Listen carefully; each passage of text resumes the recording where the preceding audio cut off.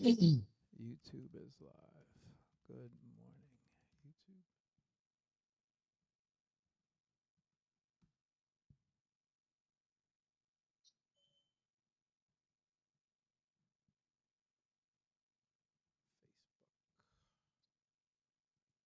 Let's do that next. Facebook. Okay. YouTube is live, right? Yeah, good. Let's move that over here. Excellent. Facebook. Okay, Facebook, we're online, and let's go. Okay.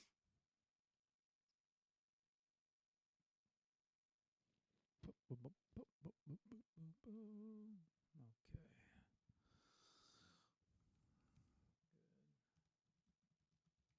morning, Facebook. Good morning, Vietnam.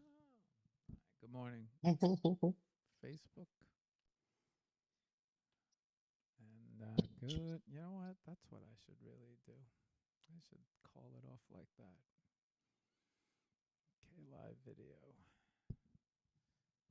Title. Okay, audience public.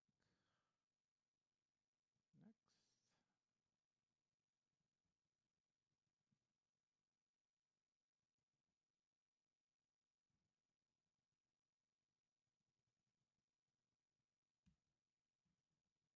Save output. Okay. Okay, Instagram, you're next. Let's go. Give me a feed. I should be live.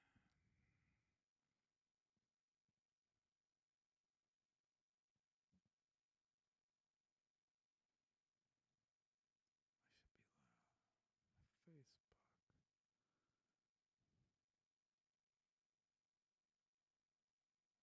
Ah, there we go. Okay, 3, 2, 1. All right, there we are. Good morning. Morning, Vietnam. Good morning, Instagram. All right, there you go. Okay, 4 out of 5. And last but not least, access ready. Okay, everyone public, create broadcast. Okay, post. All right,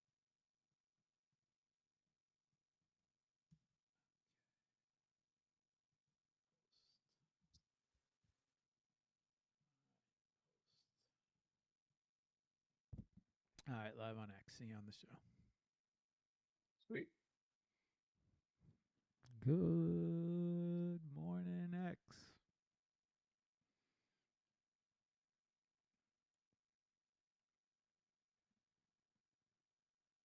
Pin, pin.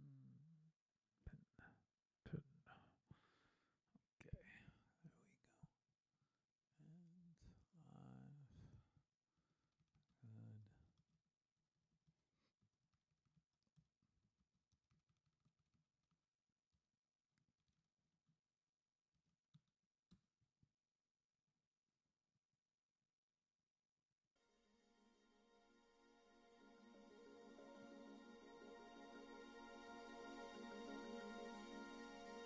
Good. From the soul better restart.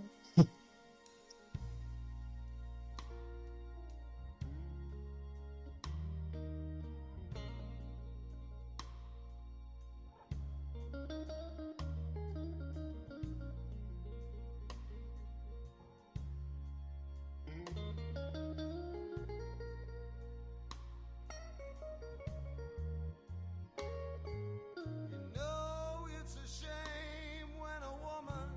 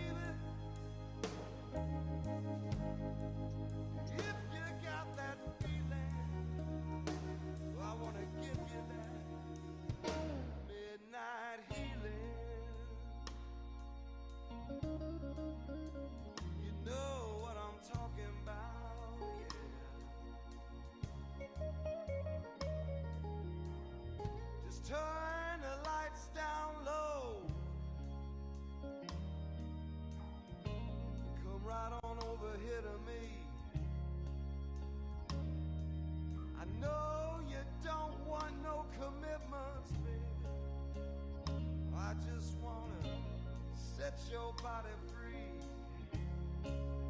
And I don't care what's going on in the night outside my door. I just wanna get your head right, baby. Give you all the love I got for sure. So baby, if you've got that feeling, you know I wanna give you that midnight healing. Oh, I just wanna make love to you all night long.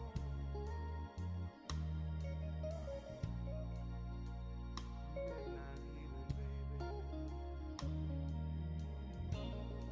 Yeah, you know what I'm talking about now. The Kia K4 and K5. Oh, YouTube, you caught me off guard, YouTube. YouTube always got to sneak the commercial in there. Always. It's like they know when I turn down. All right, good morning, y'all. Hang on, making my way over. Check, check, check. Making sure everything works over here.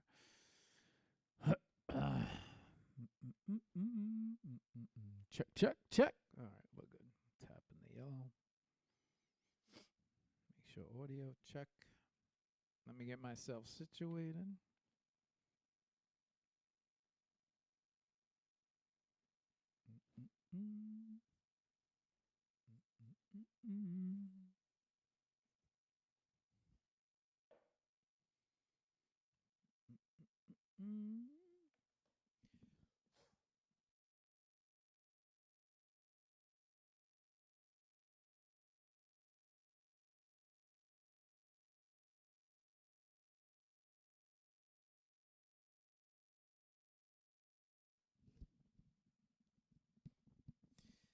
You know, I got a lever underneath this table. And every single time I come to sit down, I hit this lever. And it always makes my drink go crazy. Okay, there we go. And there we go. Whoa, get over here. Get over here. All right, what's good, y'all? Good morning. Welcome to the show. Sorry about Monday. We had a little unfortunate cancellation there, but nonetheless, I did not want to go the week without having an HOP. So I had asked a few people, but one person had stood out in my mind repetitively, and I asked him if he wanted to come on today and what his schedule was like, and he said, yeah, absolutely. And so we got some nice glare, we got some nice sun. Hang on one second. Let me make sure all audio works. Oh, audio works. Everything's good. Okay. We're good to go. All right. So, what's up, everybody? Good morning. So one person came to mind that I had met at NFT NYC for the first time. And I have to be honest. If it wasn't for this, there was, I had put up a post where I had asked a bunch of friends if they wanted me to snap some shots of their work on display at NFT NYC. And I couldn't have gotten out as many photos and as shots as I did if it wasn't for this person. So that I wanted to say right off the bat. If it wasn't for our guest, Hito, I would have never been able to manage between Hito and Skirpy. I would have never been able to manage to get out as many shots as I could. They were working the control panel in the background as I was snapping away. So whenever we had a minute, Hito would put me up on 6 or 7 different screens, and I would just go. And so if I didn't have somebody at that panel, also, not to mention that these two guys kept the line moving incredibly. So we became friends from there, and I got a chance to meet this awesome person, this awesome soul. And I asked him if he wanted to come on the show. And so this is probably a result of NFT NYC, but I had an opening today. Today was our only opening for the month of August. And I didn't want to, I wanted to take advantage. I'm not the I didn't want to sit back and just let it go, especially when there was a chance, an opportunity to do a show. So, without further ado, let me bring him on. All right, there he is. All right, Hito. Wait. Don't do it yet. Don't say hello. Hang on. Let me get you up on IG too. All right, there we go. All right, Hito. Say hello to everybody. Hello, hello. What's going on, man? Happy to be here. Thank you for the invite. I know it was very last minute, but to me, everything just feels like meant to be. I mean, for that slot to open and the opportunity to be here, it's definitely something that was not expected. But just everything around was just like perfect timing in my mind. So I'm so excited to be here, man. Thank you for the invite. Well, believe it or not, Hito. So Mondays I usually keep open for East Coast. I should say, hang on, West part, West part of the world. I usually keep open for Mondays, only because the time works better for everybody from 9 to 11 usually. And Mhm. on Fridays, I usually keep open for the east side of the world, which is why we call it HOPE. But Mm. recently, oh, you can't see me. Hang on, let me switch the camera so it doesn't feel like you're talking to an empty chair. Um, I was enjoying the plane in the background. there we go. So yeah, and then east on Fridays we usually do east side of the planet, which gives everybody it gives everybody that doesn't have the ability to take advantage of the time on Mondays who can't, it's Mhm. obviously they're all sleeping at 4 or 5 in the morning. And then we usually, but recently, very strange. We've had people on the West picking Monday nights, people on the East picking Fridays, and that never occurred to me either. So, when you open your mind and you see a little differently, and you're like, you know what? What's the problem with bringing on somebody from this part on Friday morning if I have an opening? And so the minute I thought like that, the minute I thought in that direction, I'm like, you know what about Hito? I'm like, he might be great for Friday morning. And so yeah, and now we're here. And so I never, I probably thanked you a million times, but not officially in front of everybody. And so I want to say, without you and your help, and without you and Skirpy's help, there were only so many people who know, or saw what was going on in that room at NFT NYC. And how difficult it was to get photos, how difficult it was to shoot everything. Yeah. Um, it's only we were experiencing that, especially for the ones trying to get pictures for their friends and everything like that. And so I wouldn't have been able to do it without you. So that was you gave me a big hand in getting out as many photos to as many people as possible. So they have you to thank, they have Skirpy to thank. Because without you guys, I don't know if I would have been able to, manage doing taking as many as I did. So I wanted to say thank you for that. Um, Oh, my pleasure, man. My pleasure. so Hito, yeah, let's start the show off here. Uh, the way we normally do it, which is the most generic question I have for everybody, which is why don't you introduce yourself and talk a little bit about you, who you are, and maybe talk a little bit about your art. And just give us a brief introduction to you. And I'm going to hand it to you now. So why don't you take it from there? Thank you, my man. My name is Hito. I have been in this space of X since like the beginning of X. But I didn't really use the app until probably 2020, like the end of 2022. Um, when the movement of crypto was becoming popular for the normies, right? As you like to call it. But Yeah, like I started like getting involved in crypto and started learning the ropes and got into like community that where I got to learn how things were moving, and then eventually I found the community of alien friends, and from there I met like amazing people who were all about real community and like getting together and growing together within traditional PFP NFTs. And from there, I met amazing individuals who afterwards I got to meet at last year's NFT NYC. And from there on, I was like, I think I want to be doing these type of things, like connecting with people and, having a good time. At that time, I was not doing art at all, at all. Like art, I had given up a long time ago. Uh, Probably like actually no, during high school, and then picked it back up when I was working in retail in like 2007 or something like that. And then gave it up again because my whole vision for like going back to art was not, my heart was not in the right place basically. And then coming back into like the present moment, after meeting people from NFT NYC, I met Chanel, who's part of One Love Art Thou. And it was through an interview through one of the communities from the NFT space.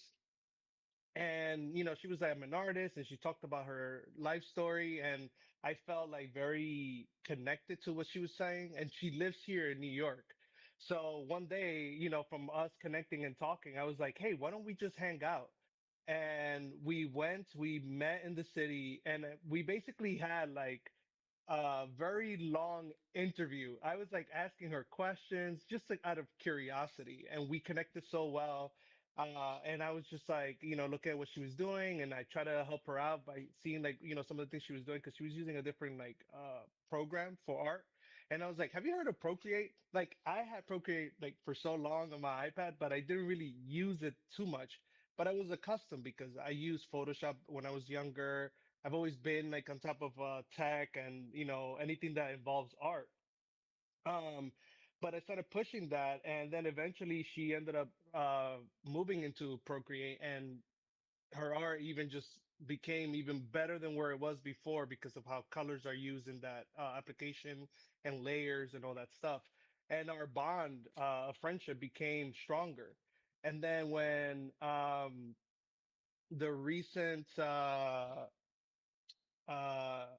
Art Basel happened, she invited me. She told me that I should go, and I did that like last minute, right? I went there, and then I started meeting people from One Love Art Down. Anyway, like the point is that like after all that, I started getting back into art, and I wanted to become an artist, and I've been doing art for that short amount of time. And so many things have been happening. So I'm now coming out as like I'm an artist, and NFT NYC happened. That's where I met you. Uh, and I just been on this roller coaster of amazing experiences. And I call myself a Visualoom artist, which is something like I just created for the fun of, being artistic. But I don't do just digital art. I also like work with AI. I work with photography, any mediums of art, creating videos where I put myself, or before I used to do gaming and I used to do videos for that as well. So I'm all over the place. And I like to say like I'm a jack of all trades when it comes to like art. I just like creating, and I'm in the space now meeting so many people and having the opportunity to, have an adventure basically with all this that's happening. But that's me, just Tito, the jack of all trades. All right, all right. So funny because usually it's in this, I said it last week on our on Friday when I think we've had the most exciting. Usually Fridays are very calm for us in TGIF, and we don't. We never get into anything that gets too stirred up, and they normally we're arguing with ourselves, and Yeah. something that I noticed as I was like, well, who? I was thinking to myself at NFTNYC, I'm like, how I've never come across this guy. I'm like, I'm pretty, familiar with the whole One Love Art Thou crew. I'm like, how have I never, how have our paths never crossed? I'm like, how have I never met this dude? And so it's like one of the things that was revolving in my head. And last Friday I felt like all the worlds were like colliding last Friday because you guys jumped into our space, and I'm like, oh, I'm like, there's Hito. I'm like, I haven't seen Hito since NFT, and the next thing I know is like Mike Request, and I'm like, all right, and Rust and you guys micro, and then the next time we opened the mic and you were like, you motherfucker, and I'm like, oh shit, I'm like, what? I'm like, is this how they behave in spaces? I'm like, this is nuts. I'm like, what's it? I'm like, I felt like there was a barroom brawl taking place throughout the week, and it ended up in Oh my God. it just landed in TGIF, and the next thing you know, we were all involved in it, and I'm like, what the fuck? I'm like, what is going on? Anyway, I don't want to put too much attention on that because that's the past. But Yeah. what I want to talk about is I want to talk about little Hito, baby Hito, right? What were you into art as a kid? I mean, you mentioned like you had a little bit of an art and then you had to give it up. But I want to know as a kid, do you have any art around you, parents, family, influences, or are you just one of those kids that somebody gave a box of crayons to and you started tagging up the walls? What was little Hito like? Um, yeah, I actually, my family is very artistic. My parents, they both are artists. My dad plays the guitar. My mom sings. They have been part of the church choir. Uh, call it choir, but it's just like the music team. They've been on several CDs that they created with the church. They toured. But when it comes to like our art, my dad, when I was much younger, back in Dominican Republic, I remembered that he used to draw a lot and paint. And I have this one memory that stays in the back of my mind when I was that young, where my dad was he was drawing on this like wooden frame thing, and he was drawing this woman, and I remember seeing him do that. That was like my only memory of seeing him draw. But then afterwards, I think like life got heavy, and he had to, because my dad has done like so many jobs over the years, which is probably where I get my focus when it comes to staying reliable on any job that I do, anything that I like to be 100%. And I think he also had given up art at that time. But yeah, like I remember that, and then over the years, like I always wanted to draw. Even in school, I still remember this time that I was drawing like this bunny cop at school in Dominican Republic, and I used to love that. But I never took it seriously until when we came here to the States in '95. I remember telling my parents that I wanted to draw, and my mom used to get me like this watercolor set. And I don't know where it is. It's somewhere in this house. But I have still one picture I drew in watercolor of like this landscape because I used to watch our favorite guy, Bob Ross, right? And I was having my happy little tree. Don't make me get my fro, bro. Please get it. I have one somewhere too. I don't know.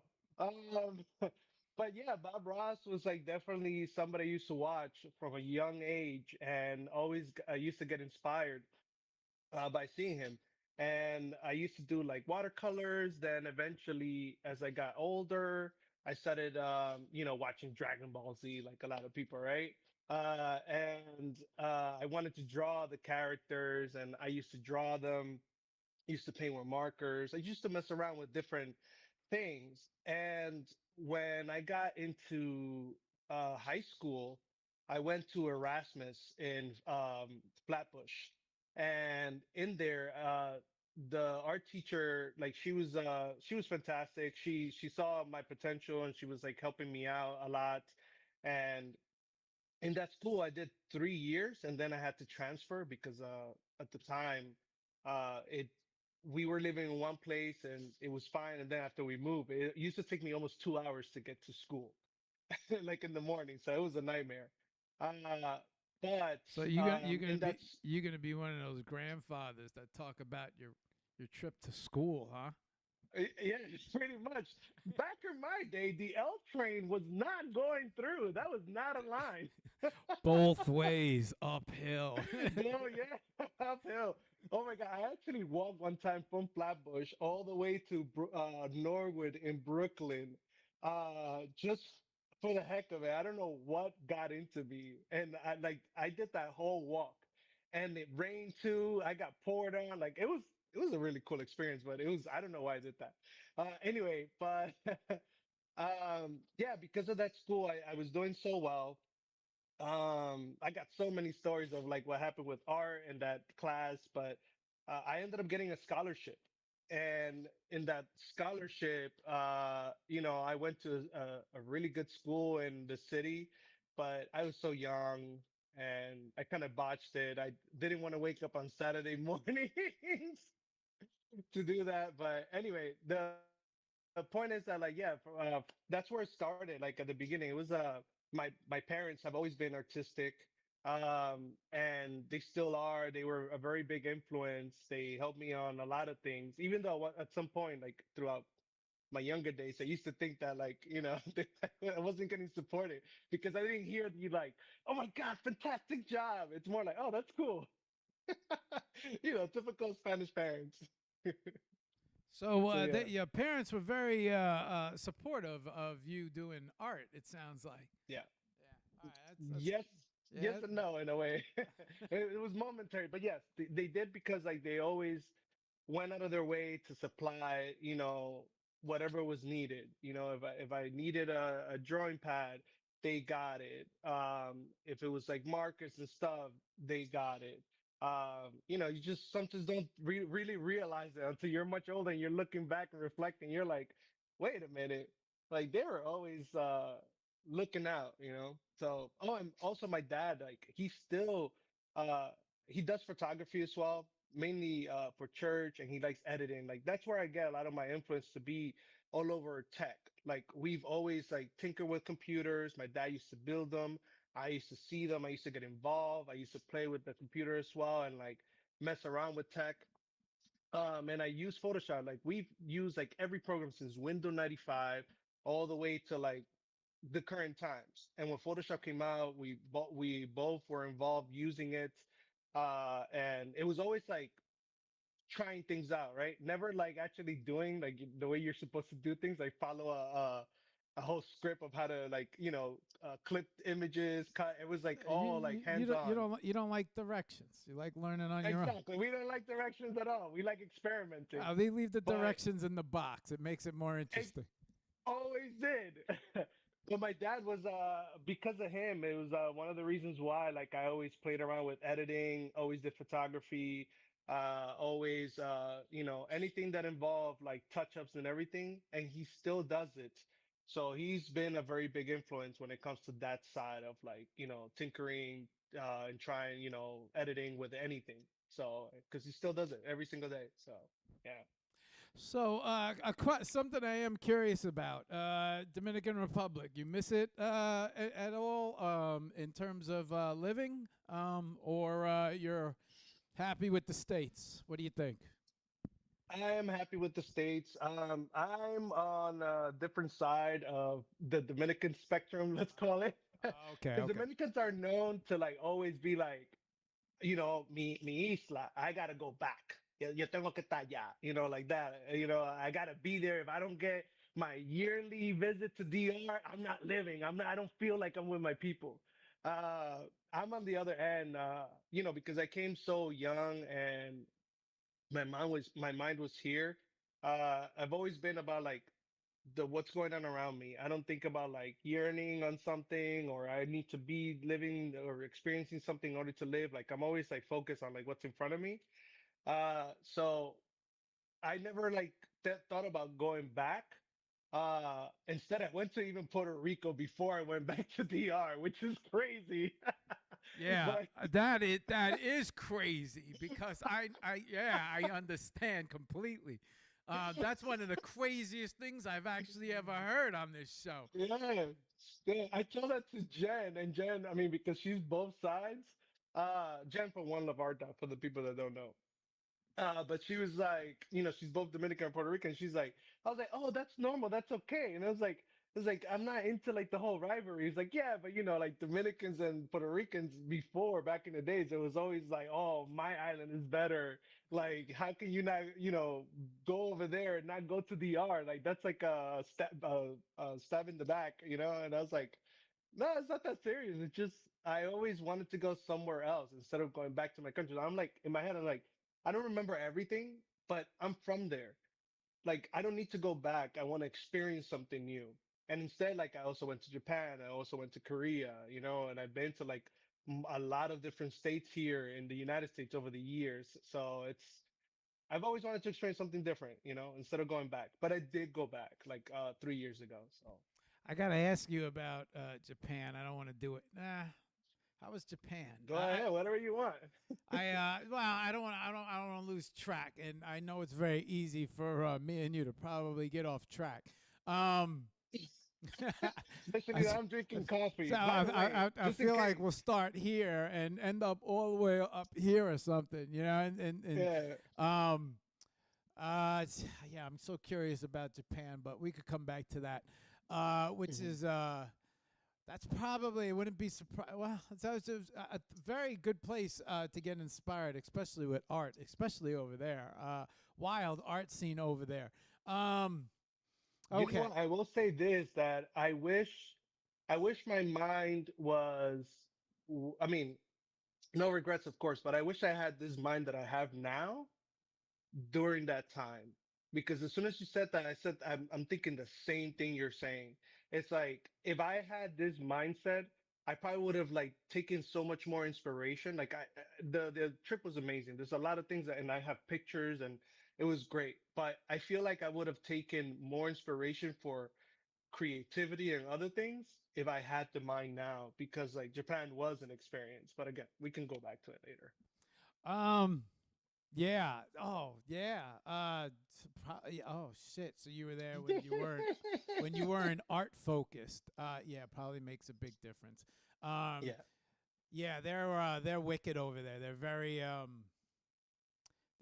focused, and they just different way of life. Yes. Yeah, it is. So I mean, I can only imagine that the art is on another level there. Um, Oh yeah. I mean, on okay. the trains, they had like they had it covered in Pokemon, like the theme of the train, like it's passing by. Like here, you have like advertisements for other things. No, they had Pokemon, and I'm like sitting there, and I'm like, okay, that's very different. That's really cool. They're different. Very balanced. Very I want to say emotionally, spiritually, very Yeah. balanced. Not all over the Hmm. place, which is I think that a lot of humans are missing that.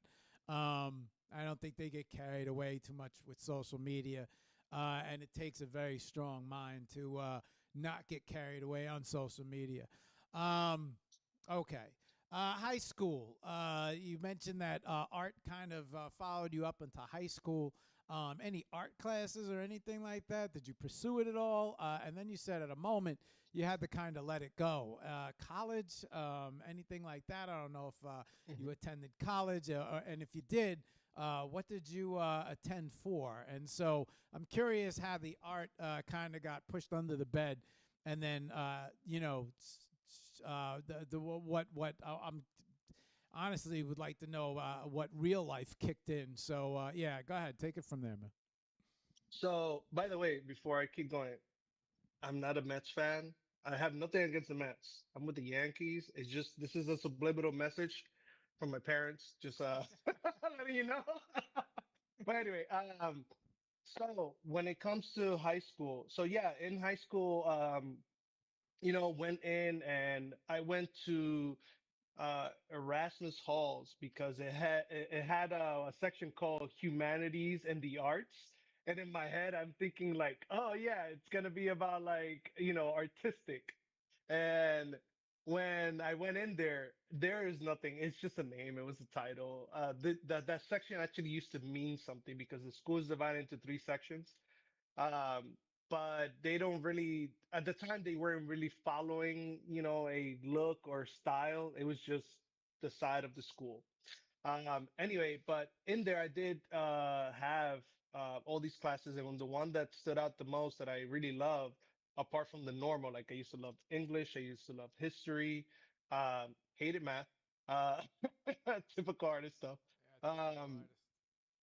yeah, but That's why we're so terrible at collecting payments because we hate math. exactly.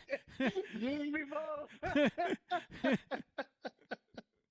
Oh man, but yeah, so when I got to do the art class in there, the teacher that I had she was fantastic. She was always very supportive. Um, and I wanted to pursue it that I kept going to the classes and eventually she saw this potential and she worked with me and got a scholarship. She helped me get a scholarship to this school to I think it was called the Brown School. It's on by Astor Place around that area. I'm probably botching the name of the school. It probably is different, but it's something about that. It's a brown building, actually. Uh, but yeah, I got a scholarship because of her and because of, doing so well in art. And funny story about like high school, I had to take a language class, and they only had two languages in the school, French and Spanish. I took Spanish as a Spanish guy. I don't know how I was allowed to take it. And fun fact, by the time Did I you get finished an that A? class, huh? Did you get an A? No, let me tell you what I got. It's far beyond an A, actually. Um, to tell you short is that at 3 semesters. The first semester I went to like 98% of the class. The other percent I was in art class. The second semester I only went to half of the class and the other half I stood in art class. By the way, I spoke with both teachers and we made a deal because I was just zooming. I would sit in class, I would do the work, and then I would just sit there and do nothing. And then everybody would ask me questions. And the third semester, I only went one time, and the other time I spent it in art class. This is how I got the scholarship and why I did so much art. Um, I even taught the class in Spanish one time. Uh, and got paid by the teacher $5. At the time, $5 was good. Uh, but I ended up taking the national test for Spanish. I'm in the I'm in the record as like a national Spanish guy. Was that the SAT national Not the SATs. It was something else. It was you know how like old schools they compete with each other and there's like the smartest ones in like a subject and then they get to be put in a book, like record book. well, I got into the one for Spanish. I remember in our high school there was something that our Spanish still I took Spanish also, but unfortunately didn't do as well as you. I kind of cheated. I'm Dominican, you know. I I'm lucky today if I can remember 5 or 6 words. I remember trabajar. And Oh, I wonder why. no hablo español. I know how to say that real well. Perfect. En um, el baño, right? You know the baño, right? At least. ¿Dónde está el baño? You got to know that one. I could I know what's the one that what's gringo Uh, gringo. or is gringo? Gringos. I mean, it's like I'm a gringo. Like that would be like I'm American, you know. Yeah, no, there was one word they always used to call me. Why I Gringo, probably, yeah. Ese gringo. it, Mira, el gringo que está ahí. yeah, maybe it was gringo. Yeah. Maybe that was There's another one too. It'll eventually pop up and come to me. But um, so you were cut. So in our class, we always, if you scored high, I think on the SATs, then he wanted to put you into like this national. He would always talk about this big national test. I'm wondering now if that is um, what you're referring to Maybe. is the Well, the thing is that like I never took the SATs. Like I remember that my English teacher wanted me to get ready and take it, and I ended up because I was again I was very influenced by friends, and I got to a point where I was just cutting class and I didn't want to do school. But I didn't take the SATs, so I don't know like how I really got into taking that test. But I think it's because I was doing so well in Spanish that the teacher recommended me to take. I think it was more about him. You know, bro, when I think bro, about bro. it, You were the ringer, bro. You yeah, pretty much. He was like, "Yo, let's get this guy, to like compete. If he wins, I could say like I was the teacher who had the amazing yeah, student." bro. You were the ringer. Ah, so It's good. like get Hito. He's the ringer. Come to think of it, there's a lot of similarities to what happens these days. They're like, "Oh, he does this. Why don't we invite him? Let's use his movement." so So good. so you're cutting deals with your teachers to spend more time in art class. What type of art were you doing back in high school? Anything. I mean, like in that class, it was about like learning, how to use colors, how to mix them, how to draw objects, the typical stuff. Like she was very keen on teaching her students how to become an artist. So I don't remember too much of that time. I just remember like, what she did for me and that she opened the doors to the opportunity. But I know that she was very like helpful to the path of wanting to be an artist. And because I love art and drawing, like she saw the potential. Um, and she saw like I was really good at it. That she helped me get into the school, and I did go to like a very expensive school with this scholarship. But again, like I was very immature. I was very, very immature. At the end of the day, that it was my own fault that I didn't just like I didn't see so many things. Like my mind was so about having fun rather than seeing the opportunity. Like who knows where I would have been? I probably wouldn't be here. So it's fine. Life, it's I I okay. I I understand. So I understand what you're saying because I Yeah. kind of feel like I lived the same path. Had we had the internet, I'm going to assume you didn't have social media or internet at that time. Had that existed, I think we would have grown up differently. But I go ahead, Oh continue. yeah. 100%. Yeah, I totally agree with you. Um, I went to that school and like literally the reason why I stopped going was because it was Saturday morning. I wasn't looking at my cartoons anymore. I had to go to this school in the city. I'm very tired. I think I had to wake up like at 8 in the morning to get ready, and then get to the city. I get into this class. We went to the top floor. Like they had like this really cool, like large window where the sun comes in, very artistic space. It felt like, professional studio. And this teacher he was fantastic. And we had to draw like shapes, use charcoal and, pencils. And he'll have like jazz in the background, which is funny because when I put like, the videos I make of like the process of my art, like I always default to jazz.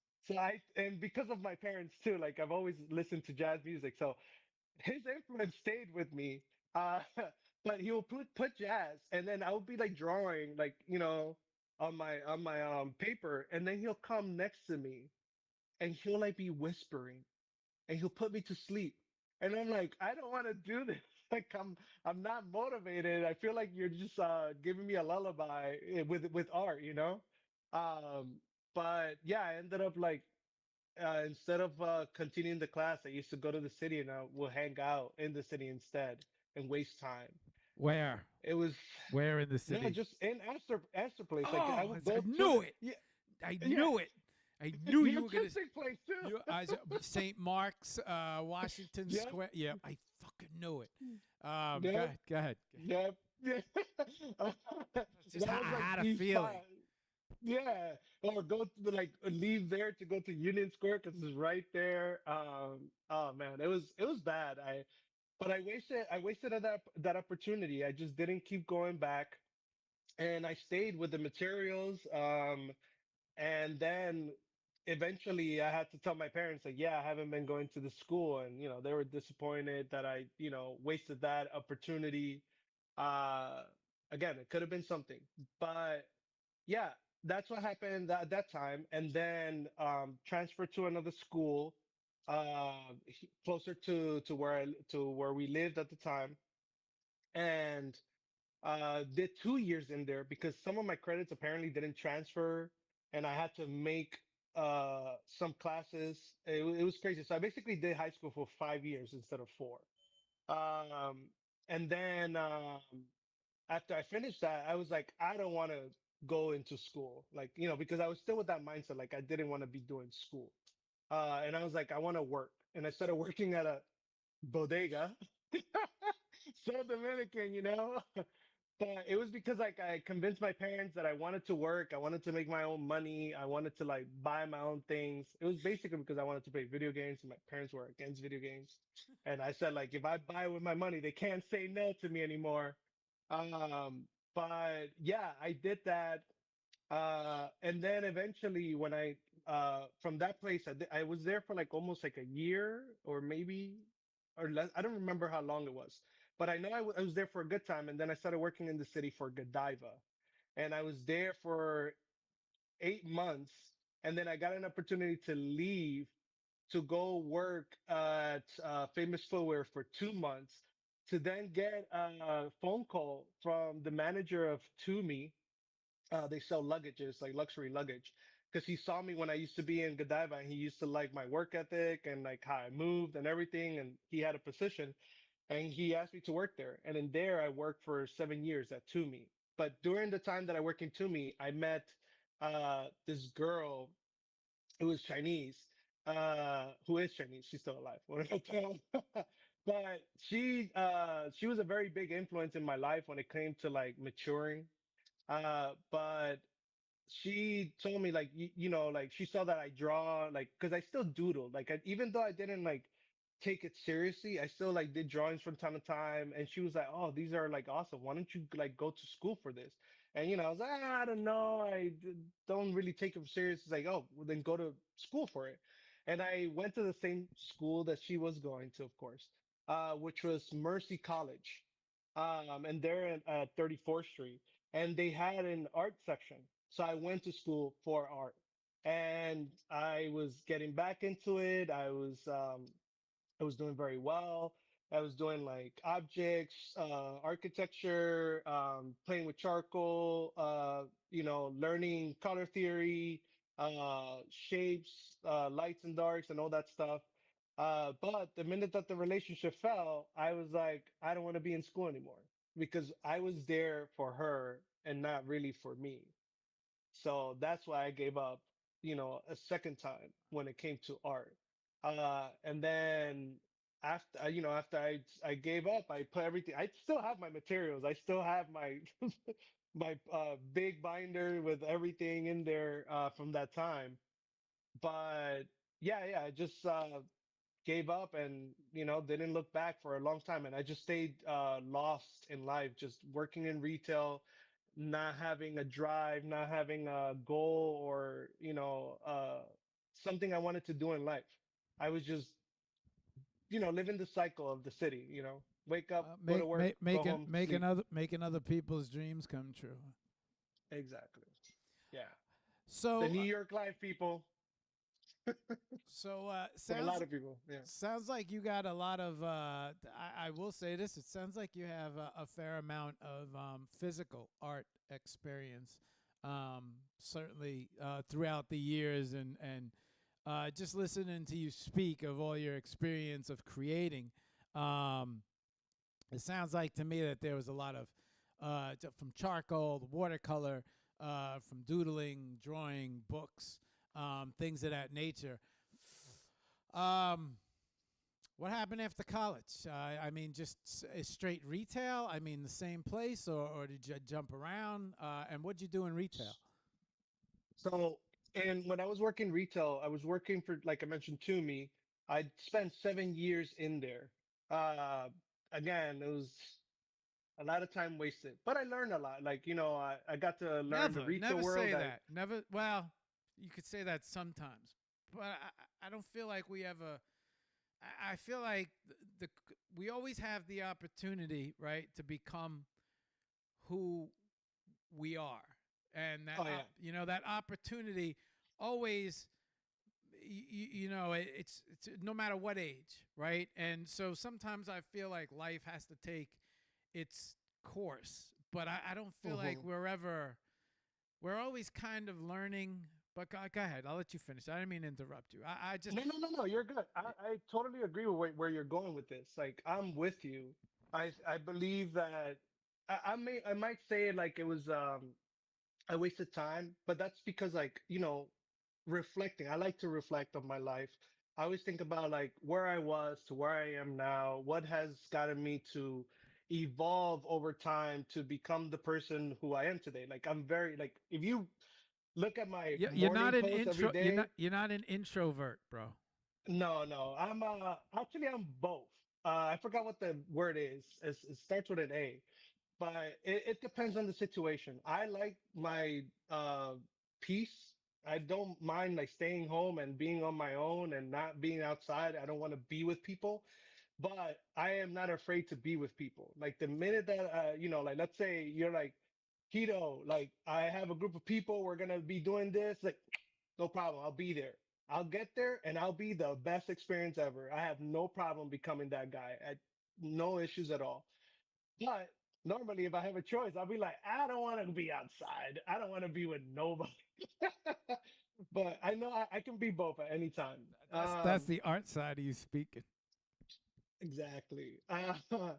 But yeah, so wait, where were we with the whole Retail. retail? So with retail, I was there. I met a lot of people like in the mall that I work. I used to work at Columbus Circle on 59th Street, very busy place.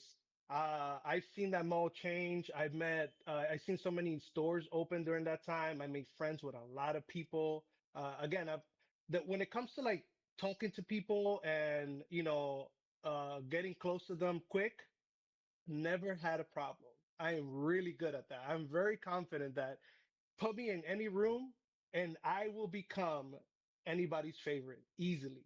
It's not about like, using something. It's just like, it's just easy for me. It's never been a problem.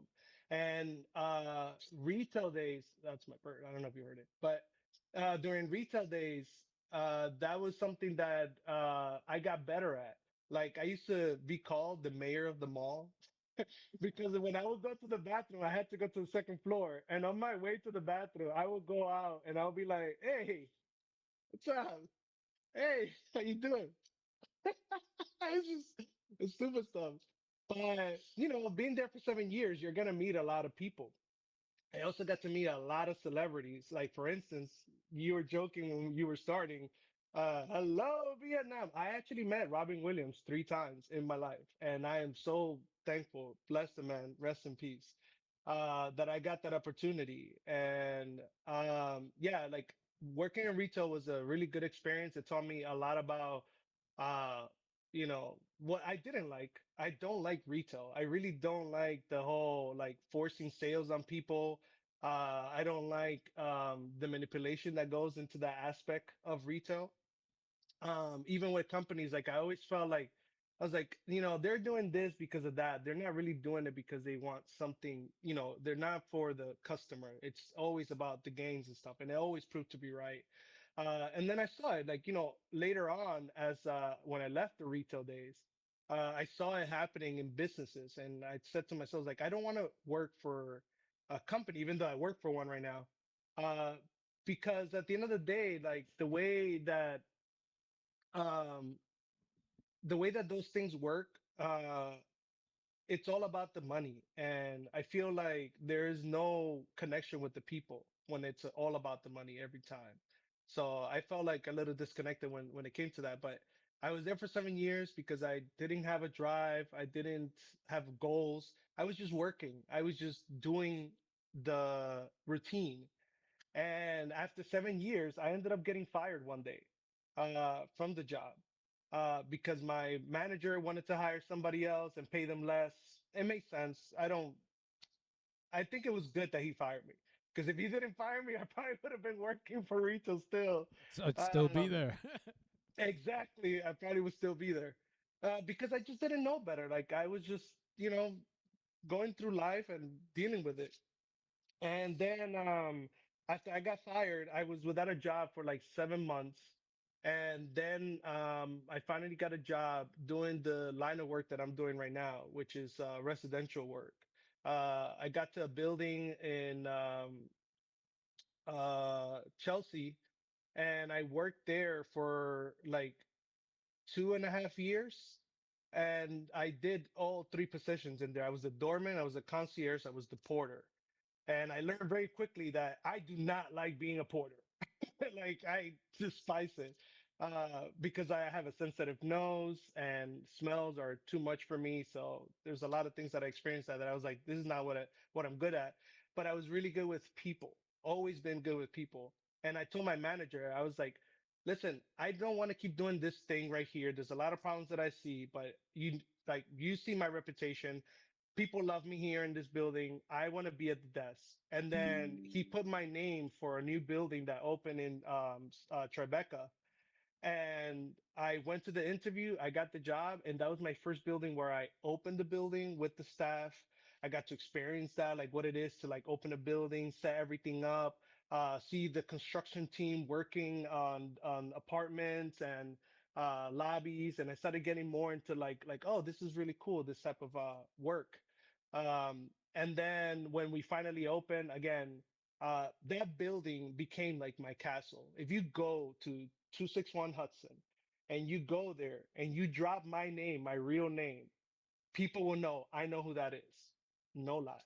I am a legend in that building. Like that building is mine, regardless of like how much time I stay away from there. That's how good I was and popular in that place. I made a lot of good friends that I still have connection to, like residents. And normally you're not supposed to have friends in the type of buildings, right?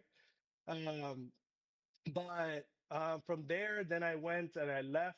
I did a lot of work in that building. I worked for about 4.5 years.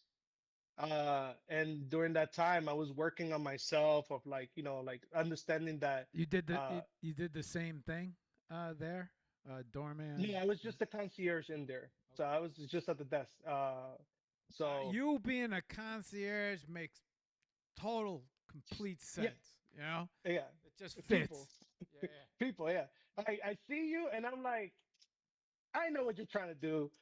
This is why, like, when we were at at TNYC, like the first thing I said, like, this line is taking too long. What are people doing? And I see them like using the iPad and like comparing again tech, my dad, everything together in one place. And I'm seeing everything, and I was like, why is this taking so long? And then I'm looking, I was like, we could do this faster. Hold on, give me 1 second. Can I? Can I? And then I'm like, all right, that. What do you want? Landscape or Bro, horizontal? you unclogged the pipeline, bro. And it was just like, all right, you're there. You go. Go over there. Next, what do you want? Like, what's your name? All right, we got this. All right, cool. What do you want? All right, that screen right there. Stop getting the middle screen. I know everybody wants the big screen, but we have all these other screens. Like, what do you want? Like, I got into like, let's find the solution mode and get this moving because, like, just like you were trying to be there, I also wanted to help a lot of people that I had connected with over the time, and I wanted to do that. But and in my head, I said, and again, it's all about like working with people. If I can help these people move faster and move the line, then I'm gonna have this iPad as long as I want to try to get my own stuff. But it eventually didn't come to that because so many people kept going in circles, and eventually I had to go and like, all right, give me a second. Let me do a few myself because I helped a lot of you guys right now. Let me just do this quickly. But yeah, that's where that came from. But back to the retail. I mean, not retail, residential. I did that. I worked on myself during that time. I started like understanding, that there was something I needed in life, that I was lost. Cause I had gone like through the relationship stuff and not having a drive or something I wanted to do for myself. And I said, like, I need to detox. I need to like find myself. And COVID was bad for a lot of reasons, right? But I think that even for most artists, and because I hear the story coming back so many times, COVID was one of the most perfect times for people to find themselves and decide, you know, art is my passion in a sense, or I've discovered what I wanted to do, or I changed during COVID. And I started doing like self-help books because I met a friend who is an artist. She does like movies, commercials. She's in social media. And we connected very well because we had like a lot of the characteristics that are very similar. And she was like, we've become friends and everything, but I feel like you're trying to change. You're trying to find yourself. I was like, I got three books for you. But if you decide to do these books, you have to promise me that you really get into the books and you will take it seriously because they will change your life. And I said, I'm ready. And that's what happened. I went through all three books, which is The Power of Now, The Alchemist, and The Body Keeps the Score. I know. Yeah, you're feeling it. It's all together. Did you just drop the power now? Eckhart Tolle. Am I saying it right? Eckhart Tolle. Oh, Tolle. yeah. Eckhart Tolle. Yeah, you probably know how to say it better than me. Eckhart Tolle, right? I say Tolle. Yeah. The It's okay. power now. What was the second one? The Alchemist. The Alchemist. Sure. Yeah, I got that shit. I got that on my. Yeah, Yeah. everybody else. I have it too. I got it as a gift from And that friend. what was the third one? The body keeps the score. A lot of people don't know that. That one The yeah, no, that one I never. Yeah. the body keeps the score is about how to identify trauma in our life. That we probably experienced at some point when we were younger, or at some point, and we didn't realize that we were traumatized by those things. A lot of times, like us as humans, we have defense mechanisms. We react in a certain way without realizing why. And a lot of times, it comes from a point where we went through trauma, and then after the trauma, we just like forgot about it and created a defense mechanism.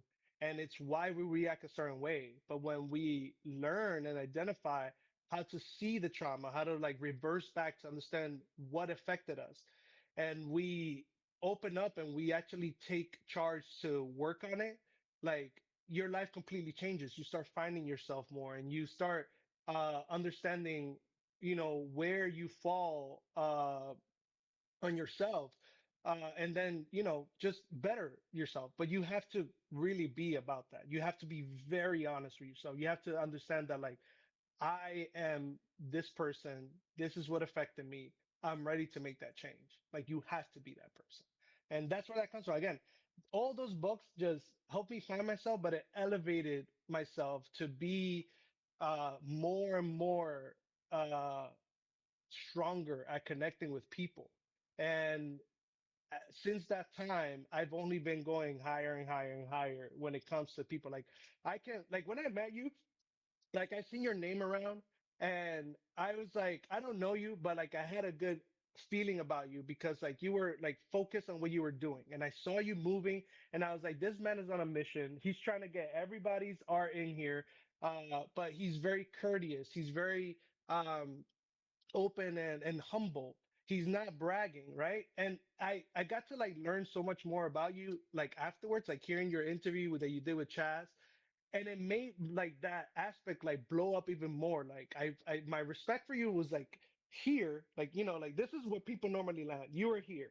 But after the interview, it was up here because I'm like, this is a man who has accomplished so much in life, has gone through it, has seen like success and what it is to be so popular. And at the end of the day, he stays humble and he makes time for people because he understands that at the end of the day, it's not about just the money and popularity and trying to be famous or something. It's about connection and building with people in order to get to the next level of what we could be. through networking, you can grow so much more because you never know who you can find that you can help elevate. And if, in turn, maybe they can help you elevate. And then life just becomes better. That's what I saw in you since that time from NFT NYC to then your interviews. And I was just like, okay, cool. So when you invited me to this, I was just like, this is life. Again, this is the alchemist. I'm talking what the alchemist taught me, patterns, taking in the signs and becoming part of all that, you know? And then eventually you understand who you want to be close to. So when you brought the opportunity, this is why I was telling you, it's like, you don't understand, like, I'm so excited for this. This is amazing. This is beautiful. Like I see it, like even the episode number 444, Alchemist, everything. When you really take in building, I'm like getting goosebumps. My body's getting hot right now, like talking about this. Like this is me all the time when I'm really in the zone of these things and I see the stuff that makes life happen, it's beautiful.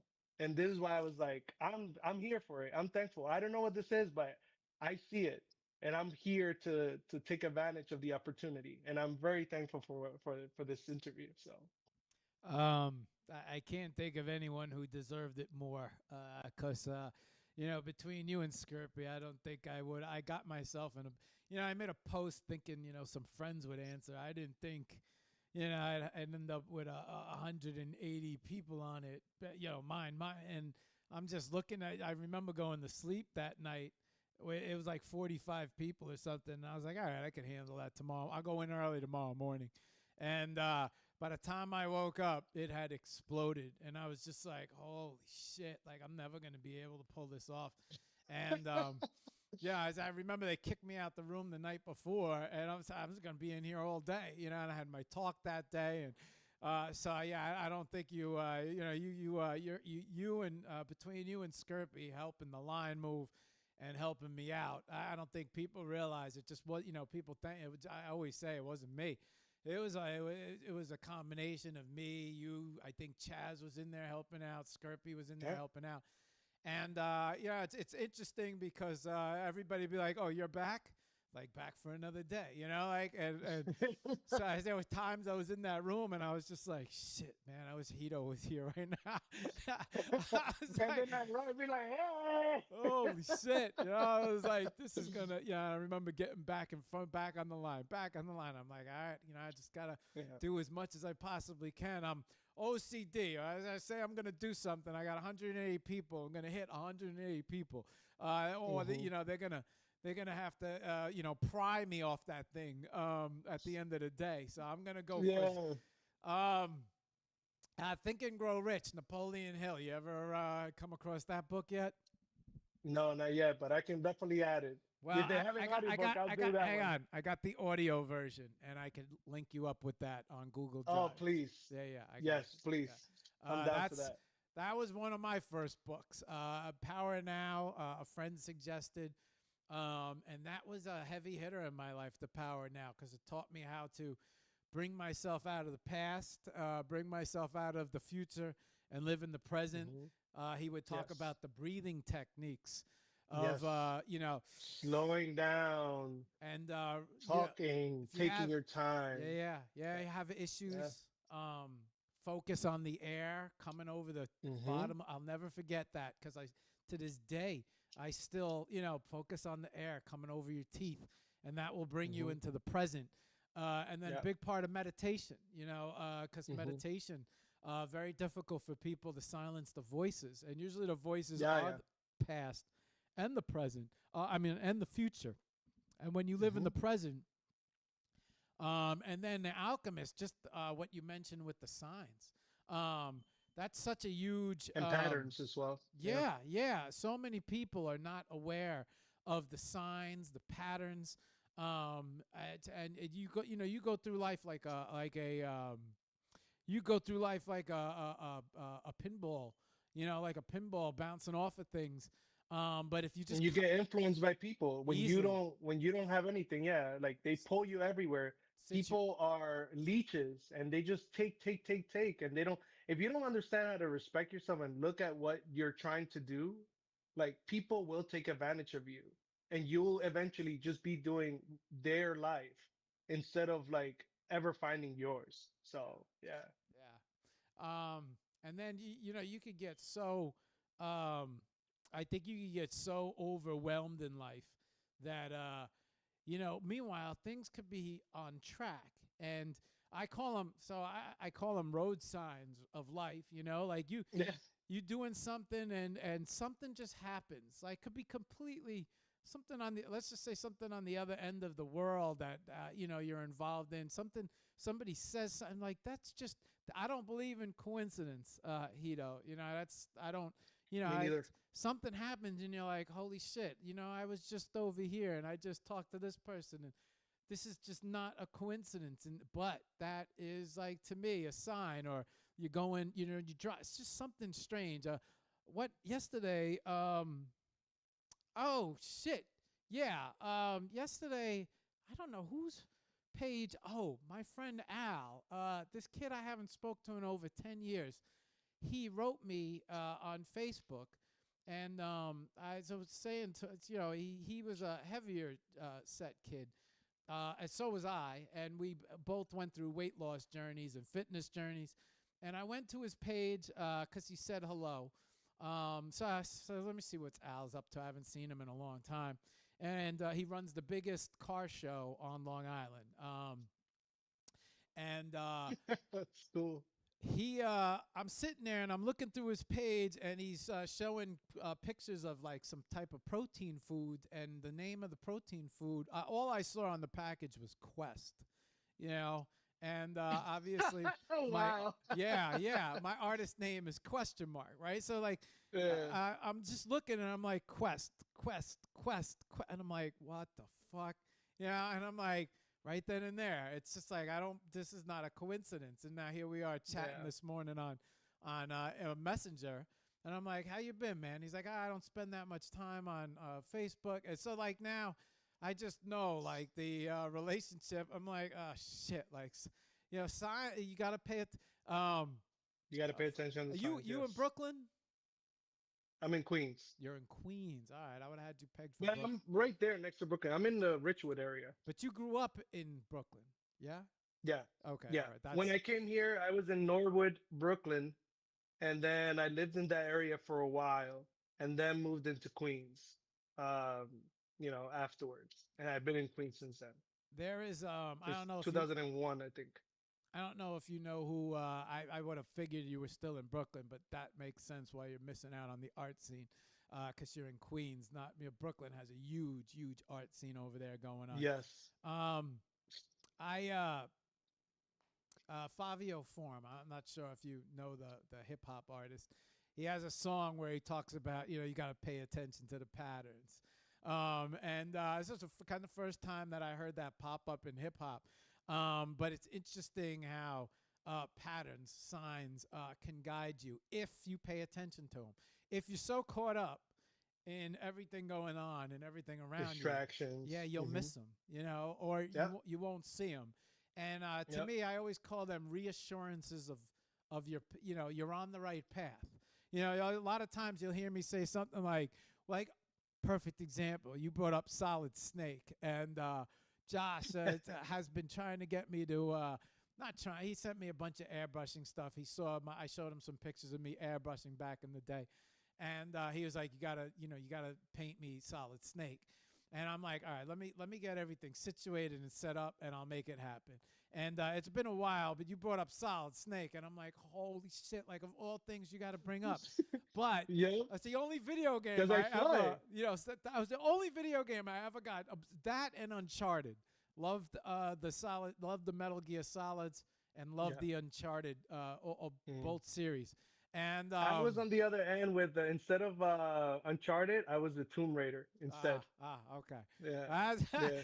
I never get into the Tomb Raider series, but in It's the Uncharted, same thing technically, but yeah, but Uncharted, I think their storytelling is like more exciting than Tomb Raiders. Tomb Raiders, I like the mechanics, like the way, especially because you use a bow.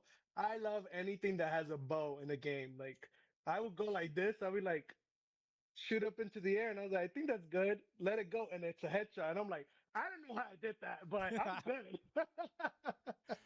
I not a huge video game guy, but there were a couple games out there that really caught my attention. A Metal Gear Solid series, and so when Hmm. you brought that up, I'm just like, I'm like, I said I got to get this guy on the show. I'm like, we booked up August. I'm like, I'll write him. I'll get him on in September. And then, I'm just looking at this opening, I hit SketchUp. I'm like, Sketch, you got any ideas? And I'm like, you know what? I got an idea for somebody. I'm like, let me see, let me reach out. And then sure enough, you're like, I'm like, what's your schedule like tomorrow? And you're like, absolutely. I'm like, all right, let's do it. I'm like, and I think I even wrote to you, I'm like, what's meant to be, can't be It's meant avoided. to be, yeah. Yeah, I was like, Yep. what's meant to be is meant to be. It's just destiny. What's gonna Yep. happen is gonna happen. Um, all right, let me shit, we're already an hour and 15 minutes in. With Um, me, we're always gonna talk about everything. There's a lot that I even did try not to tell because I know we'll go into a crazy mode. But like life has, I've had so many lessons, so many different things in that has taught me how to like grow up and evolve. Like I've always been a person that I'm like, if I don't like something in myself that I feel like it's a weakness, like I will find a way to like get better at it. Like for instance, one of them is like I couldn't look at somebody in the eye. Like I would tear up and I would like look down instead and talk like this. And I hated that. And I was like, I'm gonna get better. And then I had this manager when I was in Soho. He was where is he from? Somewhere like in the Polish side of the world. And so he had like piercing blue eyes. The worst person to try this with. Like I couldn't look at him in the eye, but when I would have meetings, I would stare at his like in the eye and I would be tearing and like my eyes will get red. But I forced myself to like learn to look at the man in the eye and say like I need to get better at this. And eventually I got better to now I can look at you like this for hours and I will have no problem at all like keeping eye contact because I wanted to get better because I felt that that was like something that was like it's not good. I don't feel like you can respect me if I can't look at you in the eye. So things like that, like I have so many stories about like things like that, like moments of life. So we can talk about so much that even it doesn't even have to be art. It's crazy. Yeah, that's I was thinking to myself like this could easily turn into like a 6 hour show.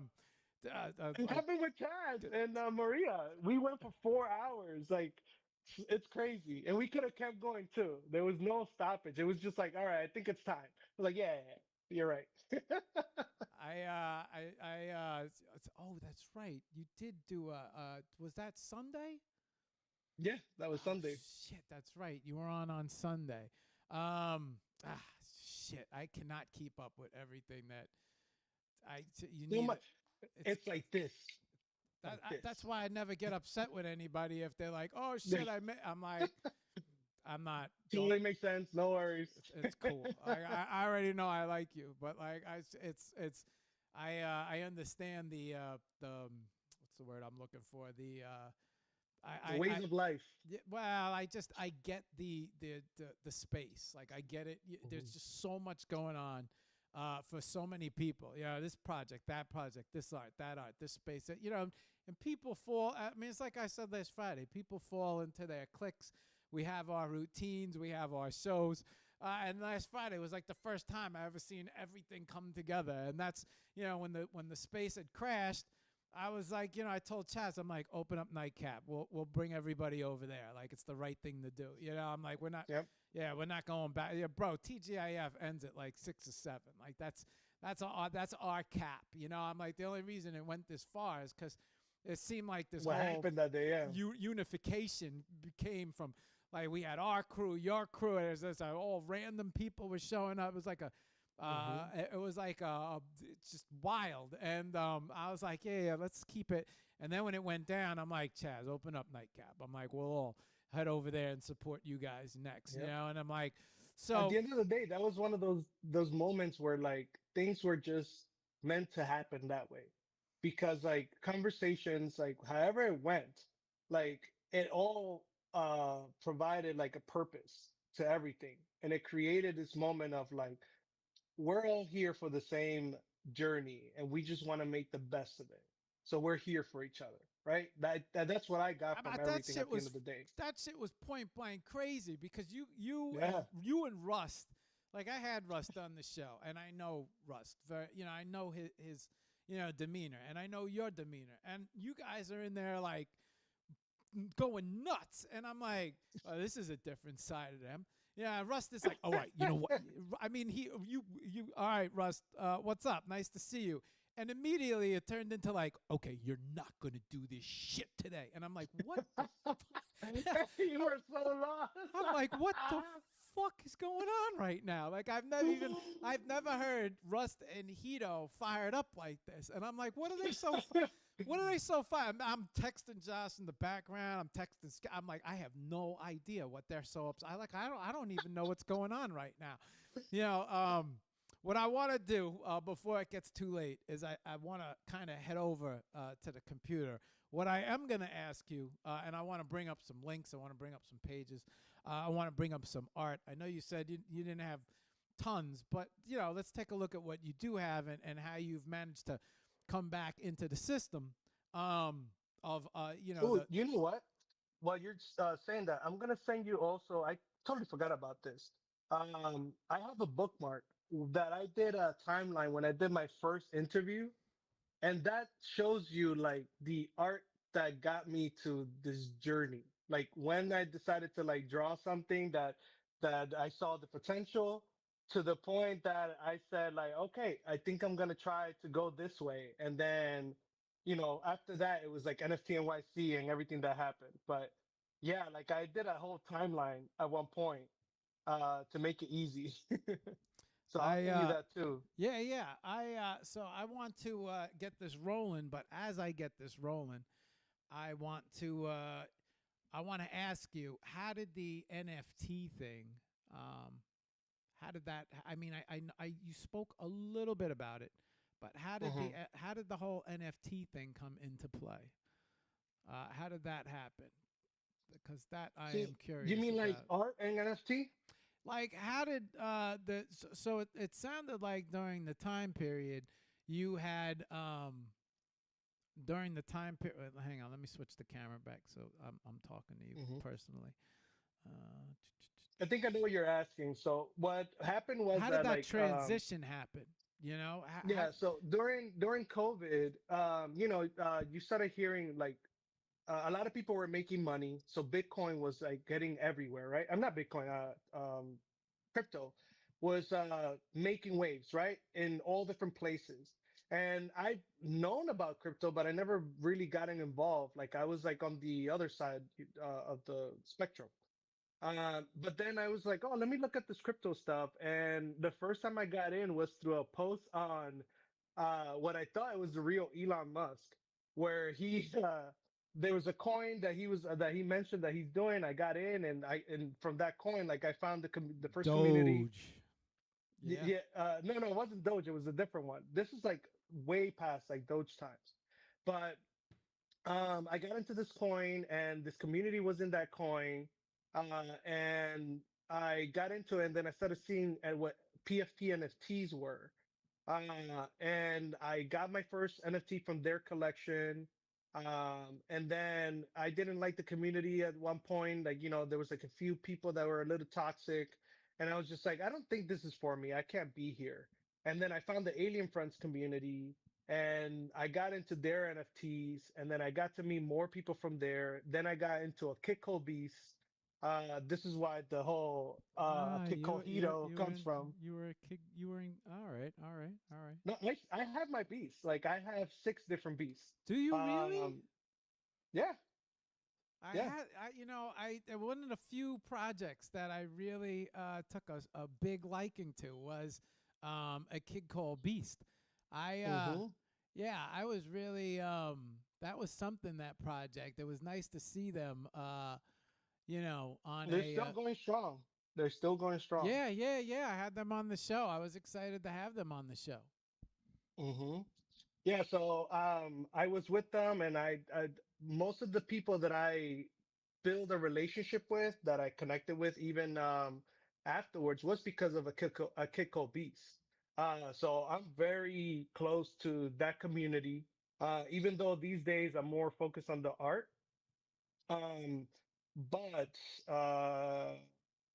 I want to send you like the link to my page for so you can see like my collection and stuff. But anyway, um yeah, because of them I got to meet so many different people, and I got to grow in the space trying to put these messages like that I do daily about positivity, growth, A looking kid at called ourselves. Hito. Duh. Why didn't Yeah. I put that Yeah, no, this is together? why. Listen, like you've seen the patterns now. That's all that matters. Well, now that you said a kid called Beast, I wasn't aware that you were around back then, and that was one of Yeah. the projects that when I got Hmm. here, I thought I liked what Bored Apes were doing, and I liked what Hmm. Kid Called Beast was doing, and those two projects. With just the way they set up their environments and their websites and just watching their progression, those two projects really caught my eye, especially a kid Yeah. called Beast. Yes. Yeah, yeah. Man, I bothered that dude so much. I got him back on the. I had him on the show back in October. Yeah, he was. Yeah, he came on with a kid called Beast Head. Yeah, that was. We gotta do a recap show. I gotta catch up and see what's going on. I see him very active. Um, but I send you the profile to Magic Eden, so you get to see like my wallet in there, my vault, and you get to see all my beasts that I have. But yeah, no, 100%. They're an amazing community. Like they have so many artists in there too. And they're very supportive.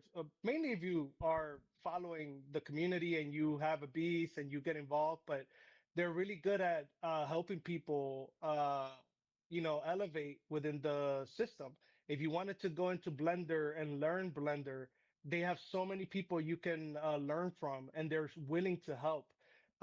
If you're trying to take your beast and use it as like um, a way to push a business or something while using your beast, like they help you with those things too. And a lot of people have become very successful creating props or toys and selling them online that they've made so much money from it, and they've gotten their own like life together because of Kiko Beats. So that community is like one of the best that I have massive respect for, you know? So well, there's just so much. There was so much. All right, so I don't want to get too much into them, but there was just so much. Like anybody who is doing very well, there always seems to come and follow a lot of hate with that. A lot of side talk, a lot of they rugged this, they rugged that, and yeah, just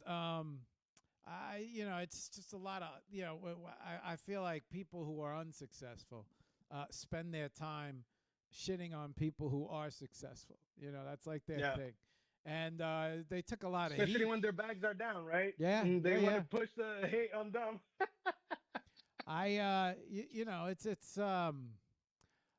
You could see it from a mile away, and Yeah, I think it's you talk about drama, bro.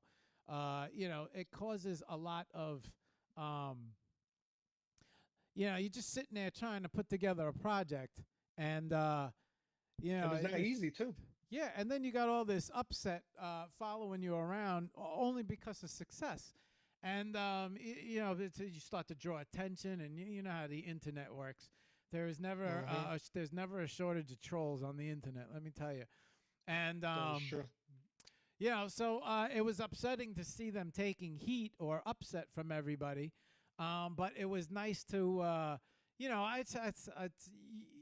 I never fell for that. I never fell into that. And so it was nice to see them continue forward and not get caught up in that nonsense. But I got a lot of stuff here, Hito. I got a lot of stuff open. And I don't want to get too much into it. But now yesterday when I'm writing you, I'm like, bro, I need a name for the show. And I'm like, a kid called Hito. I'm like, all right. You're like jack of all And it trades. still And I'm didn't like, click. no, no, no. I got it. But it didn't click. It didn't click. I'm like, I just love this kid called Hito. But I don't know why I love it so much. And holy shit. Now Like you that, know. yeah. It's now it makes it's putting it together on live time right now. It's like, oh, is that where you got that? Oh, it's one of my favorite projects. Um, okay. So I have, let's stay focused here. I got a lot open, and I'm on your IG, but I don't know Hmm. where to start. I don't know where to begin. So you got to kind of guide me. I can Now, guide you. I feel, Yeah. I feel I like see you're at the bottom. I feel like IG is a nice place to start because it fits the screen very well, and it gives me Hmm. something to flick through. But I do have all of these other links. I have, well, first off, let's start off. I have your X open. I open that to your link tree. Um, Hmm. we're gonna open up If your. you want, if you want, I send you I have your Skirpy, and I have the yeah. thread. I have the thread also. Nice. So I send you also a link to a post I made with the timeline of art. I have it That will open. probably explain better, everything that where I started. That because even the Instagram is part of like it evolved as I kept going through that timeline Ah, of art. So it'll okay. make it easy for you to talk about any art. It's Okay. already So there. so so walk me through this timeline right now. Okay. So the first one that you have there, the cat that I did, that was from a friend from Kikobi's that I met in there. And she's an artist as well. And we were talking for a while. She saw that I drew an alien friends in a particular way using a lot of like line work and different colors and almost like a scribble. And she really liked that. And she was like, oh, um, are you willing to like try to draw my cat named Floki in that style? And I said like, oh yeah, sure, I'll try. Why not? Like, I was willing because I was being asked to use my art, something that I wasn't using, and she saw something in me, so I said, why not, right? And I started doing it. And here's the thing with me with art. Every time I start something, I cannot do the same thing I did before. I like to be experimental, and instead I started going on this project in a very different way. Again, like I don't have a discipline right now. I just create and I use whatever's available in order to do it. So when I was using Procreate, I started doing like the line art work first with the blue pencil color, and then I did the actual line art, and then I started like trying to like, oh, how can I get this fur? And I started trying different like ways. Then I started getting like different brushes, and I started doing all these things with a bunch of layers that it turned out to be the way it came out. And it for me, I was amazed because I'm like, first of all, I never drawn an animal, and that was my first time drawing one. And because of the usage of different brushes and styles and everything that came to be, like I was very proud of this, and I was just like, oh my god, like I have I can do this. Like if I want to draw, I can. um I don't see like why I cannot, try this. So that was the first time that like I started getting that like inspiration of like I can do art again. Like I never lost it. Like I just forgot about that feeling of creating, right? So that was the first one. Then afterwards, I was in, as you're like doing crypto and you're meeting people, I met this guy that I'm very close friends with named Kush, and he has this community called the Collective, and he likes to use the lightning bolt as like the how you had question mark with the question mark. So he had the lightning bolt. But there was a time that he was trying to like get people and get together and build a community and trying to make something where we can make money to the typical crypto stuff. And we didn't have a logo. And after a few things didn't work out, and then we both got closer as friends. I was just like, you know what? Like, I'm gonna try to, draw something, like, because I was already inspired by the cat. So I decided to make a logo for him, in the way that I wanted to have it. I wanted to be like this, like, heavy line art, like it's still like in progress, like a architectural design. Um, and then add like all this like bright neon lights to it. And but I didn't know how to do that, so I just like experimented and did this whole thing and just playing around with the brushes, and I came out with this like logo. At first he wasn't really into it, But after, I started getting into art and he saw it again. Now that is the actual logo for the community. And that, that was something that like I was just trying to put out there for, because I was feeling inspired and I wanted to grow. So that was that lightning bolt. That was like the second motivational moment that I was like, okay, I think I'm getting into art. So yeah. And then, yeah, Keep, do you yeah, have any yeah, questions? yeah, yeah. Keep going, keep going. Okay. And then afterwards, if you go to the next I was one, gonna tell you. uh, I think I love your logo. thank you, man. I Yeah. love it too much too. Like I think it was really good. I was like a little like disappointed when he didn't like it. He was like, "Oh, I'm not feeling it," but it's because like he wanted to use it a different way. I totally understand why. No, But no. I and love then your there's logo. which one? Your logo. The Hito logo. Oh, oh yeah, thank Yeah, you. I love your. Oh, I'm sorry, I didn't clarify that. I love your logo. I love that lightning Thank bolt you. logo was great. I love your Hmm. logo.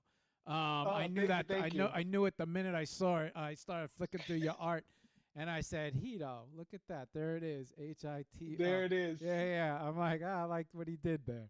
Um, Yeah. So then here, why did I draw? Oh, I think I wanted to just draw my beast and like this like cool thing. And again, this is just showing the mixed media design, right? Of like using all the tools to create something. So I had used AI to give me like a pose that I wanted to use. And then I drew like my beast on top of it in this like futuristic style. And then I used AI to do the background, but I did this monochrome style. And I did that just for fun, like just to put it in the community because I wanted to start building like a portfolio, right? Of like art. If I want to like draw and be taken seriously, I need to show something for it. I didn't have anything. So I did that and the community loved it. They were like, "Oh my God, this is so awesome!" And that was the first one. And then afterwards, I was like, "I love eyes," so I drew, an eye. Then what else did I put in there? Uh, then I drew. I did a sketch of a friend named Sapphire, who is also like I met because of the Akiko Beast community. And I think you might have gotten to meet her. She was the person that I actually drew my art at that was displayed in the billboard. Um, it's so but crazy meeting you, meeting them, meeting you guys at the La Musica, right? That's you guys were at the corner of the bar, and then you mhm. introducing me. I actually wrote Sapphire to be on the show, but she did not answer. So maybe that's something you She's might. busy. Is I'll she? send. I'll be like, go look at your messages. Mark is looking for you. I actually not only did I write her, but she also sang Friday night at La Yes. Bodega. Hmm. And it's crazy now, months later, talking to you, knowing you, get another relationship, and then going back to that. LM, who was also on she was on a show, right? And like seeing you three guys at the corner of the bar, and then you're like, look, that's my art. That's my art of her. And I'm like, and now coming Wait, what? home, yeah, coming back and then seeing all of this stuff and looking at your portfolio and being like, holy shit. And, putting it all together and linking it all up. And it's like, I met this dude. I never seen this dude. He's telling me this and this and that. And You've her. always And been so such around. a small fucking world, right? But like such a big ecosystem. But like I Yeah. never bumped into you guys before, and I don't know if I Mm, would have ever bumped into you guys. Um, yeah. but now it's like, you go into different groups, see different people, see different art, and it's like, ah, shit, I know you guys, and it's like you Yeah. go, and then look where it all comes to fruition in a real place, NFT NYC, where we're all at the Yes. events meeting each other, bumping into each other, running around the place. It's like, Hito, what's up, Hito? And you're like, yeah, I want you to meet. And she'd be great for a show. And this is Sapphire. And I'm like, oh, wait, I know you. And let's take pictures. And it's like, but the 2 or 3, 4 days were so hectic You don't have Yeah. time to go research, look Nothing. through, Yeah. put And it to to. make the connections right away. Yeah, Yeah. yeah, yeah. And later on, the week or two, you're looking at and you're like, oh shit, and oh shit, and oh, and now it's even It's like, oh damn it. yeah, it's not put. I was gonna say this piece that I have up right now, very um, Stoners. Yeah. yeah, very GTA ish Yeah. feel. So Very. yeah, yeah. That was the inspiration and with the idea. So that was another PFP community that I knew the guy that was involved. He was also, I think he was in the Beast community as well, but he was everywhere. And it's like one of those collections that you wanted to believe in, but it, yeah, it didn't become anything. But I wanted, because I did the Beast, I wanted to do something because I really liked the whole 3D aspect of what he was doing. And I was like, hey, like I want to do an art for you. Like, do you want, like, would you be willing? So yeah, sure. Like that, they'll take free art, of course. So I did that, and again, I use AI to do the background, but the letters of Stoners and the artwork of that's like the manga style, because I love like Japanese animation.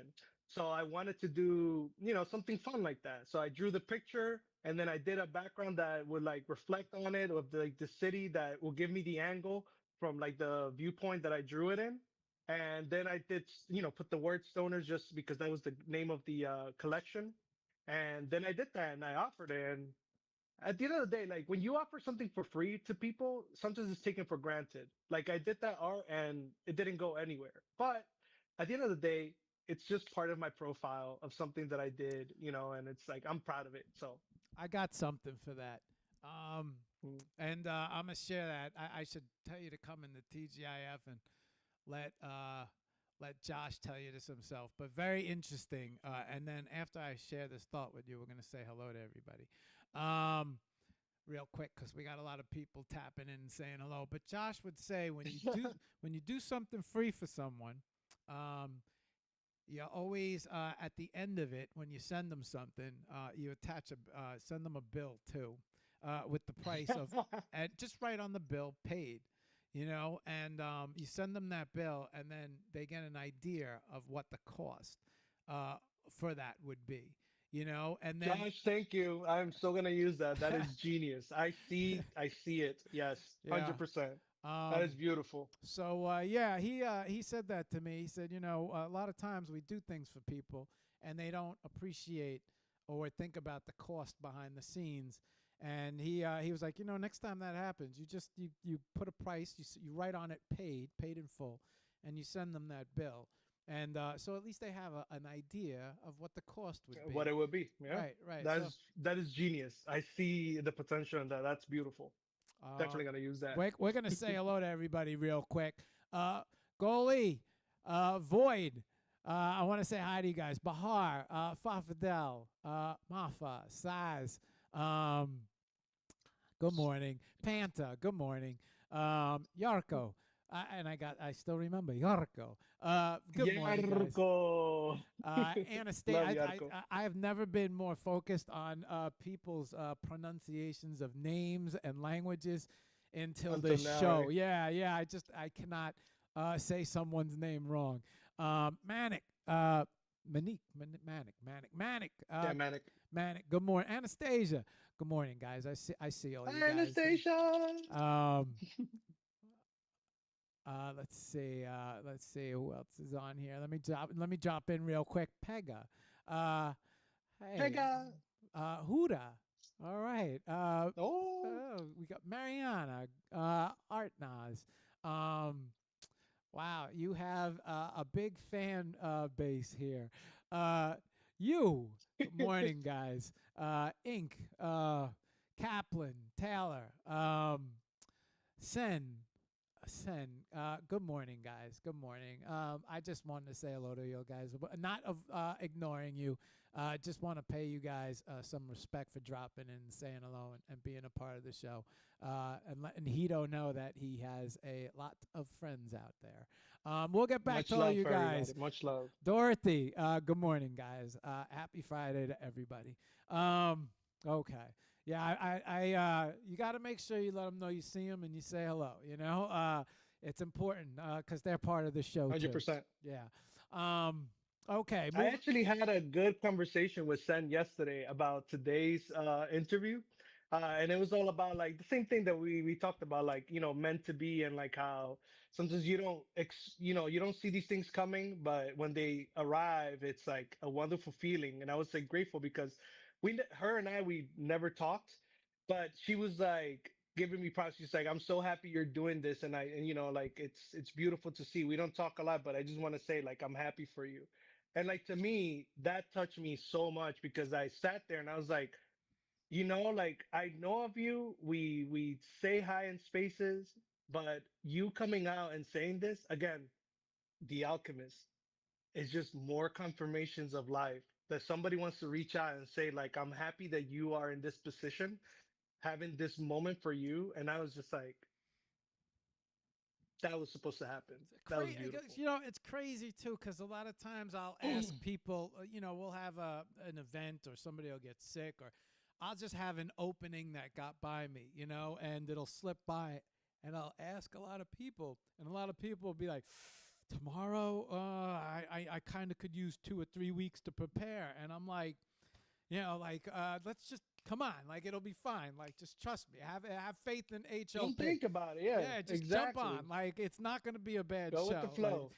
there was 2 3 years I did this show and I did it on my own and I would just sit and do the show by myself. So I know there's not I can carry the show. It's not a big deal, but so many people I guess need to mentally prepare to come on the show. And so who's going to jump on and take advantage of that space opening, And I really, what I should do is probably start like an HOP community, so I can at least dive in there and be like, hey, anybody in here interested in Anybody? Yeah, why picking up not? a Friday or something? Because sometimes there'll be a day that just gets by me, and I'll be like, shit, I never filled that, and I hate wasting. I hate wasting a day, and I'm like, or I hate letting a day go by. And today we have Hmm. TGIF, and because it's just I'm used to it being a long day, so it's like, you Yeah. know what? Let me see if I could find somebody to jump in the space. And I'm like, Hito might do it, Mark. See if he's free. And I'm like, all right, let me write him. And I'm sitting, I was waiting, and And look where we're at. Sketch gave me a list of people, and I'm like, a lot of these people might give me the well, I could have used a I don't little know. warning, and like just jump on the show, we'll be fine. Like we're talking about art, you jump in spaces, you talk about art, but you should never Hmm. opportunity knocks, and you should always answer. If you Exactly. understand the power of now, then you understand the power of yes. Yes. Yeah, Yes Man. If you ever seen that film, say yes to everything, and you'd be surprised what happens, especially when an opportunity falls in your lap. Um, Yeah. we got Sapphire, October 23rd, Yes. 2024. What's up, Ghost? I see you guys out there. Go ahead, pick it up for me. So Sapphire and I I was going into Bako Taco Tuesday, which is a space where they invite an artist and they interview them. That's how I got to meet Chanel, and we connected from there. But afterwards, like Sapphire kept saying, like I got a good feeling from you.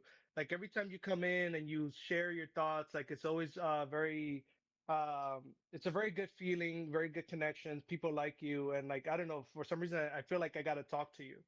And we started like talking, and I got to know like about her. Like it was the same thing like how we were having that. We were like, oh, Kiko Beast. Like I'd known her for a while, but I didn't remember like how exactly. And I thought it was all only from Bako Taco Tuesday. But then I remember that in the early days of Akiko Beast, she used to come up and she will freestyle rap because she's an artist. She makes music for Akiko Beast. And then I was just like, oh, that was you. I remember, like, I know your voice from somewhere, but I didn't know that she was a music artist, right? I didn't know she made music like on the normal. And then we started like having a lot of conversations and I got to know her very well. She was like has a similar mindset to like what I do, which is like, connect with people, the positive mind, and share, thoughts, and uplift others into, believing in themselves. Like she's very much about that. And from connecting with her one day, like I saw on her Spotify when I started learning that she was making music, I started listening to her music, And on her Spotify, she had this one picture on top. And that picture caught my eye so much because of her eyes in there. And I was just like, hey, would you be willing to send me this picture? Do you have access to it still? Like, I want to try something. And she sent it to me. And I started sketching. Again, I have not been drawing and I have not tried to sketch anybody at all. But I just felt compelled that I wanted to do this. And I tried it, and this is the result. And I was just like, testing it out. This is how I got my hairbrush that now I use for any other pictures that I've done after. Like everything has built up to something more in the future from trying things, from putting myself into places and seeing what I'm capable of when I challenge myself, right? And this was the result of that. This picture of her. And I was very proud. And even she got like very emotional because she's like, this is the first time somebody did something like this, and she felt seen, and we had like this connection that when we first got to meet in person was in Art Basel, and even that experience was really amazing, to finally like talk in person after connecting and doing these things like over the internet for a short amount of time. But yeah, that's where that came from, and that was also like a confirmation for myself of like, this is probably where you need to start going, Hito. Like, keep moving forward. Like, something is coming out of this. Again, seeing the patterns, seeing the the signs, and just going for it. So that's where that came from. That picture. Um, I'm a big back in the day. I'm gonna Hmm. roll back the clock Back a in little. my day. Back when I was 35 and it's 31 to 35, and I was focused on photography, and I was doing a lot of work in that sector. I had always signed my photographs with a little stamp of a question mark and the year. And I remember I used to a lot of magazines used to reach out, and I have the high res and this and that, and I'd be like, sure, let me send it to you, and it would always have my stamp, my signature on it, Nice. down in the corner. Man, I can't tell you how many magazines were like, never talk to this guy again, because the Wow. arguments I would get on the phone in with the editors, and they'd be like, you can't put your name. We don't put our name on photos, and I said, well, They were basically saying, we want to steal your work. But yeah, sure. I'm not a photographer. I'm an artist, and I put my name on everything. And they're like, yeah, we can't unless you pull this name off. It took me a long time to get over that. And I didn't get over it during that time period. I still sent them, and some people printed, some people didn't. It would depend, it's especially who was, whoever I was dealing with. If I was dealing with Playboy, I understood because I never saw them ever print anything with. If Maxim and FHM, a lot of those, I kind Yeah. of maybe, all right, let's get your photo in there. But then there were some magazines where they're very artistic based. And I was like, yeah, no, you're looking for a completely different. It's like this is. Some people did. Some people gave me a lot of shit for that.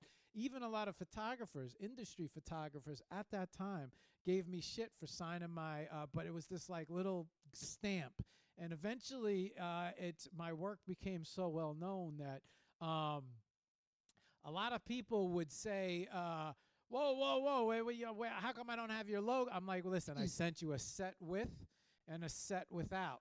But a lot of people would post the ones with the stamp because Wow. that's what they wanted. That's what they wanted. And They then, understood. Yeah. yeah, and as I was looking through your art, I'm like, ah, shit, I like this guy's logo. I like it already. You know what I mean? Um, I've been working on it for a long time. yeah, yeah. No, I love the. I believe every artist should have a signature, and you should be able to Hmm. recognize that signature. You see it a lot with Yusupata. He has the U on his artworks. Yes. I see it with Hito, and a lot of people are afraid to sign their work, and I think that thing is that should be, with me, you'll find a question mark somewhere, whether embedded. That's how I started embedding the question mark into the photo, hiding it, like I hide it in the shadows or something, and Smart, yeah. and just so. But everybody should have a signature on their work. Super important, and it should be a recognizable signature. And sometimes it takes an artist a very long time to find that signature that's going to stick. Some people find it very quickly, but some people have to work on it for years. But Look, I, you because of know, Mercy College, when I was there, one of the things that we had to learn was about, how to create products that stand out, right? So one of the things that I had to do is that we had to take a subject, something that we wanted to like advertise. And at the time, I had a PlayStation Vita. So, it's a device like this big right here. So I took that and I drew like all the different angles like in a big board, and it was just basically kind of like giving like the angles of like if you were to use it in a commercial or anything, like you can use those pictures as references. And from there, they teach you that you have to be able to like create a product that stands out, but like that says that this is your product, your signature into things.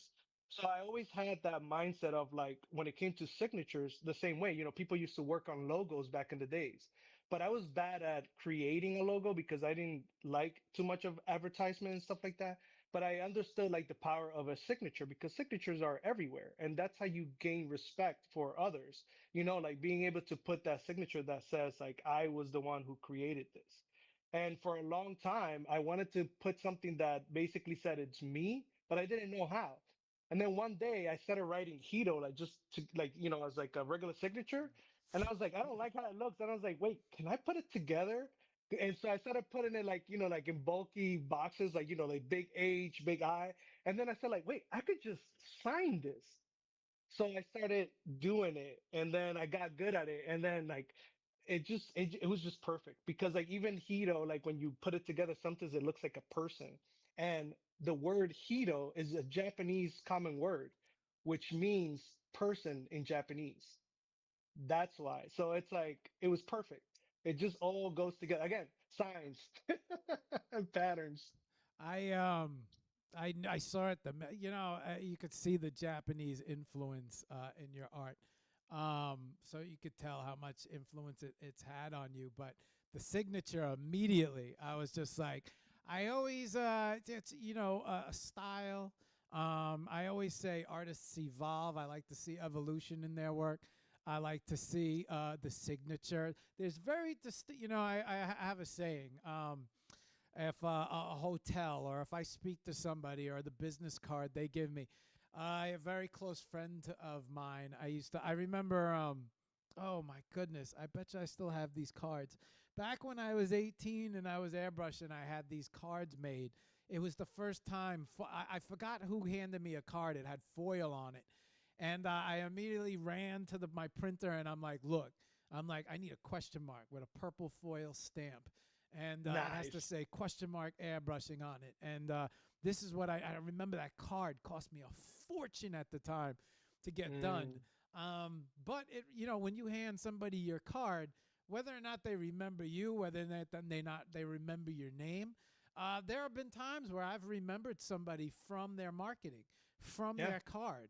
I would pull Hmm. out the card and I'd be like, "Where did I meet? Oh, but man, I remember this guy handing me the card." And then it's a reflection of you, and a lot of times uh, I will. I used to do a lot of logo design, a lot of graphic design, and when I used to work, I used to remember looking at if I go into a hotel or a hotel would send me letterhead or a hotel would send me something. I would look at it immediately, and I would look at their logo design, and that would dictate the stock of the paper, the way the paper was designed, the way the Mm, logo was placed. All of these things matter. All of these things dictate a pride in your work. A pride. You stand proud. You're proud. You know way you yeah. you took time to think about your signature. All of these things reflect who you are. They reflect your business, and I think a lot of times they reflect how long and how successful you're going to be. Because if you pay Hmm. attention to the very small details, the big details are not a problem. This a small detail. They always say the devil is in the details. And Always. so immediately, one of the things that jumped out to me, especially as I was scrolling through the Instagram, I'm saying, man, I like his logo. And if I say shit like that to myself, like I already like something like that, then sometimes, and a lot of times I think people are very quick to judge. They're very quick to judge somebody's art, but art has an evolution to it. And as an artist grows, their art grows, their style grows, especially when we TikToks, Instagram reels. You start to watch how other artists create. Then you start implementing, some of the stuff that they're doing, and then you watch an artist grow. And sometimes you might be quick to judge somebody and be like, I always used to be like this. I have a friend. Yeah, if you go way back into the beginning of the HOPs, because the show's been running for 9 years, there's been times where Wow. we've had conversations, and he's been like, "You're a fucking art Nazi," and I'm like, no, Yes. I like good art, and he's like, "You're a fucking art Nazi," and I'm like. So I was like, that's what he used to call me. And I'm like, listen, I like, there's certain shit that I like, there's stuff that I don't, but I used to be very harsh. And I used to never Hmm. think, like, you know what, maybe this person is evolving. And maybe this person, give them time. Look. And so a very interesting thing that happened in spaces. Mongoose used to be so there used to be two spaces, Skirpy's space and Mongoose's space, and I just would end up in Mongoose's space. And I remember him bringing me up on stage, and he'd be like, Mark, help us critique. And I'd be like, holy shit, like, help me No, you don't critique. want me to critique, man. I'm like, nah, I don't, and I'm just thinking of my friend Mike, and he's like, the fucking art Nazi is on stage now, right? And and I'm like, man, and I'm listening to all these artists come up on the stage, and the last thing I want to be is that guy that says something that like causes like some like, 'cause I could be very blunt and very harsh, and and from that day forward, I said to myself, you know what, Mark, find something you like, just find something that you can resonate with, and go Yeah. from there. As Yeah. you always hear the phrase, if you have nothing nice to say, don't say nothing at all, right? And don't make an enemy, or you don't want to be that guy or that fucking dickhead, and you said this about I'll show him. Like, I don't want to be that guy that somebody said, I'll show him, even though some Yeah. people need that motivation. Yeah, they do. But I learned a different way to look at people's work. I would, search for something that does stand out, that does speak to you, that does resonate, and focus on that, and go and move with that and build on that. And so I always wanted to be somebody who lifted people up. But there are some people you need to, like, if you know you could take the jab, if you know that they can take the jab, I'll throw the jab, and I'm Yeah. like, well, I'm like, I think you need to work on this right here, or maybe another 2 years of art school, and or just, hey, not even art school, but shit, get practicing, get look Yeah. at this, look at that, look at this. And I know there were people hated me back in the day, but now I kind of found a little bit of a different way to approach critiquing art, and in my mind, I always say to myself, if you have nothing nice to say, find something you can say something nice about. Yeah. And yeah, I'm the so same way as you. Like I think I'm always like, I'm never saying like what my mind is actually thinking a lot of times.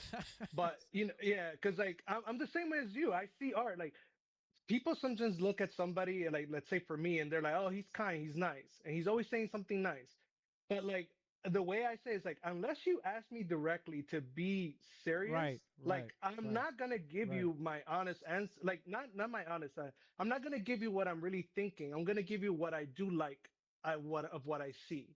I'm not claiming to be like, the man of things, but like I've seen so much art over the years. And like one of the things that you said that stand out to me is like the progress of things. Like, because I've Yeah, been you in might art be for so long. insulting the greatest artist that will ever live in 5 or 10 years from now. People have to evolve. They Exactly. have to find You their have to grow. styles. Yes, yeah. Yes. And But I've somebody, seen so many artists, like in, let's say, in the Japanese community that I follow for so long. I've seen what they used to do, like right, how their art right, used to look right, back right. in, like, 2007 to where they are now. And they're Yes. creating marvelous, like, crazy thing. It takes time. Yeah, yeah, Like yeah. the process, it has to happen. And like for me, like, I was sitting here and to me, it meant so much that you pointed out the logo, because it's like something that people don't really pay attention to, don't really think about it unless you had any type of like expertise or background experience with those type of things. And it made me say, it's like, wow, somebody finally understood what was going on, because it took a long time to create that. Shit, Like I yeah. had to go to so many iterations to Sure, understand like sure, sure. what looks good. Yeah. So yeah, when you have that understanding of, the process of things and being honest and being critical about somebody's work, but like with the intentions of like, it's not a jab at you. It's more of like, if you really want to know what I think, from my Yeah, perspective when it comes to ask. art, Yeah.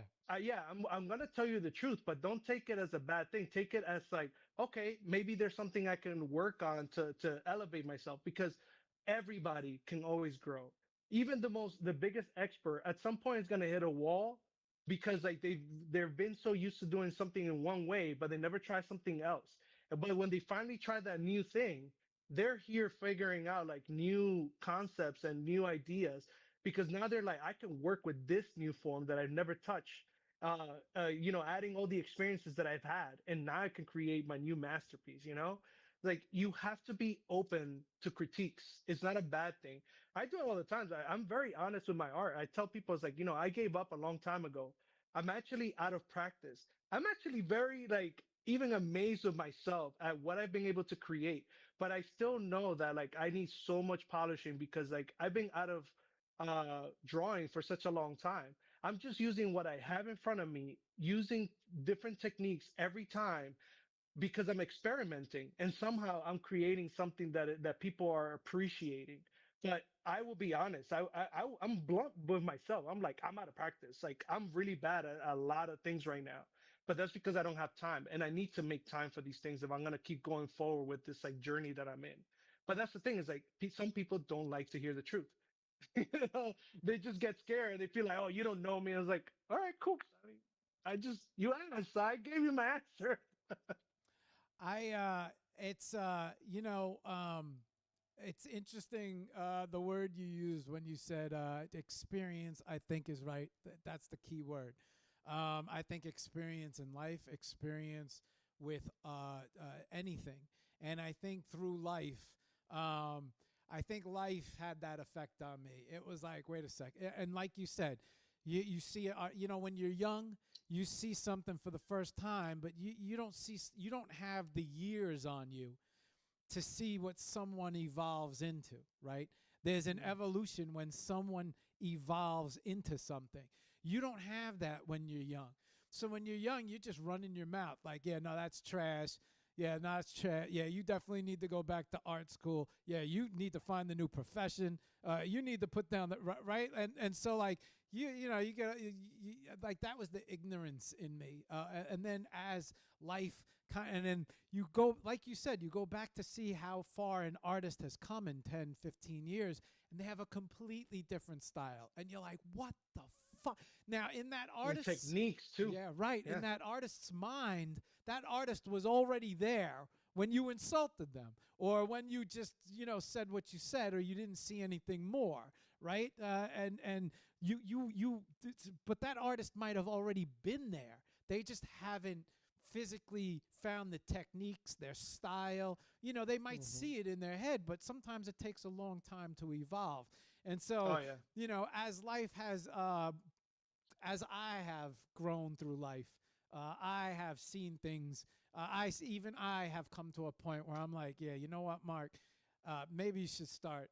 But that has come from life experiences. That has come from seeing people evolve and come. Yeah, I remember in the photography industry, and people always used to ask me, how did you shoot that? And how do you shoot this? And I'm like, I don't know what the fuck you're asking me. I'm like, I don't know any technical aspects I learned in film. I just light with hot lights, and I don't, and they would think I'm lying to them. And then they would be like, "What do you think of my work?" And I'm like, "God damn, I think you need to go shoot another 10,000 hours or something." And even though, yeah, no, even though so, you know, and even though, because shooting always came Mm, very easy to me, and even though, yeah. and but then taking a break for 10 years and then going back and going and look at how their photography evolved, I was like, you know what? I owe that person. That person shot 10,000 hours. Like, yeah, Yeah. you see the evolution and you see that, and I'm like, that was who that always. There's a Rambo 3, and what in Rambo 3, he Rambo, the lieutenant found Rambo in I don't know, he found him, it's off in the jungle somewhere, Hmm. keeping and he told him a story. He said, there was a guy, he had a big rock, a big stone, and a sculpture. And he every day he spent carving it. He carved this beautiful sculpture, and they asked the artist. They said, they asked the sculptor, this, how did you do this? How did you learn this? How did you? He said, I didn't do anything. He goes, I just looked at the rock and the sculpture was always in there. All I did was clear away the rough edges. And, a lot of times I feel like artists are clearing away their rough edges. Yeah. But, they could run into somebody that, so there was a lot of people who really had looked up to me. And here I am just like, bashing people's hopes and dreams. But it was, yeah, it's like that was a different version of me, bro. I was internet attention got to me, and so it was No an ego. better. Yeah, it was an ego thing back then. I was a very young.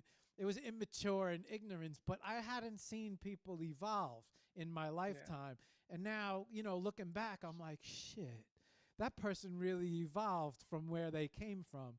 And now, I'm a fan, and that person, I remember everything I ever said to everyone. And so I would like slide into their DMs, like, yeah, I just want to let you know, you You remember never, when I was an ass to you? yeah, you remember when I said Um, that shit? I Well, did not understand.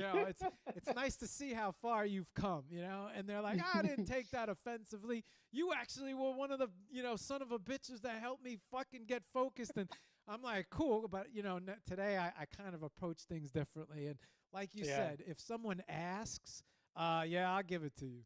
Yeah. But if you don't ask, and I'll find something that I like, and I'll build Yeah. on that. Um, I'm sort of flicking through your Yeah. history. Pick something. I'll go. Yeah, no, Tell you. I'm up to book. Funny, I'm up to books at 2025, but now I'm kind of in this old photo dump. Um, Yes. Those uh, are all my drawings that I used to do before. I was gonna ask you to bring some of this stuff up. I got one that you look like. I mean, you inked like a professional. This one right here, part of your old photo dump. I mean, this one you colored it and you inked like a professional here, bro. Um, but this is some of your physical stuff, yes? So that one right there, yes. So that right there, I drew that on paper and then I scanned it, well, when scanners used to be a thing with the computer, and I brought it into Photoshop. I see your name, your real name too. You're My signing Yeah, my guy. real name is in there. I mean, I'm Doc, so like my name is everywhere, No, but I mean, I just you um were signing it differently back then too. very differently, yeah. But like I didn't have a signature. Actually, my actual signature, my normal real life signature, is completely different. That was when I didn't know better, and I was just putting my name, like in a nice way. But eventually, my real signature is like similar to like how I signed Hito, which is very, very interesting. But yeah, like I had brought that picture into Photoshop, and I just basically like added colors, but I kept the line art of the original. So you can see that in there. I didn't draw on it like digitally. I left the pencil work, which is funny because I did that and I'm doing that now with Procreate where the line art is done with a pencil, right? and then I start painting the colors, but then I erase the inside of the line art, but I keep the exterior, like to show the border.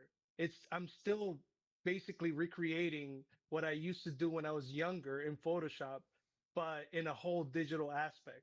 So it's like a signature of mine. We got some comments. What's up, Josh? What's up, Dodoy?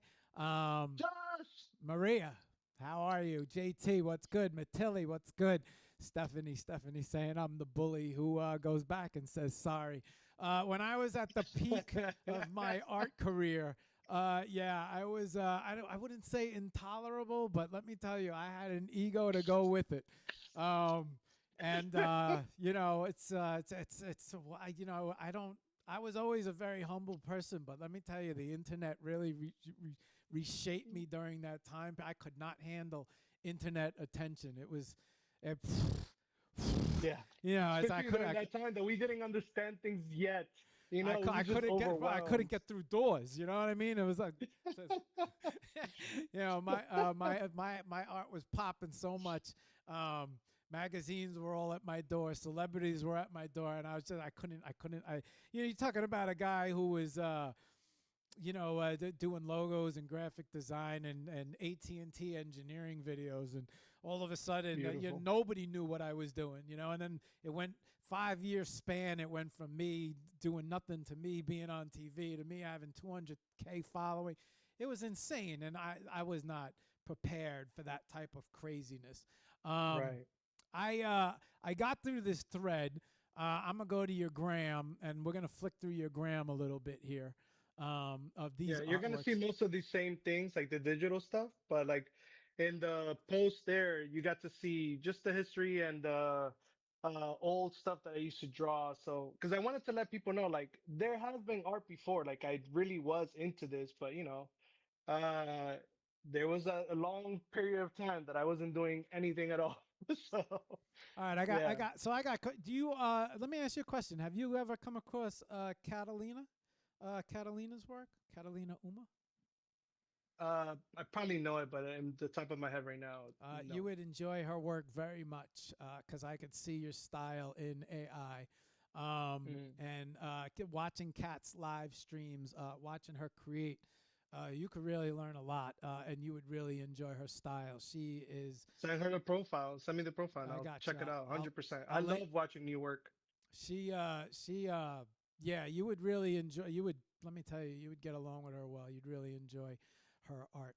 Um, I'm flicking through the gram. I don't know how you know. I know where. Oh, shit, we're cooking.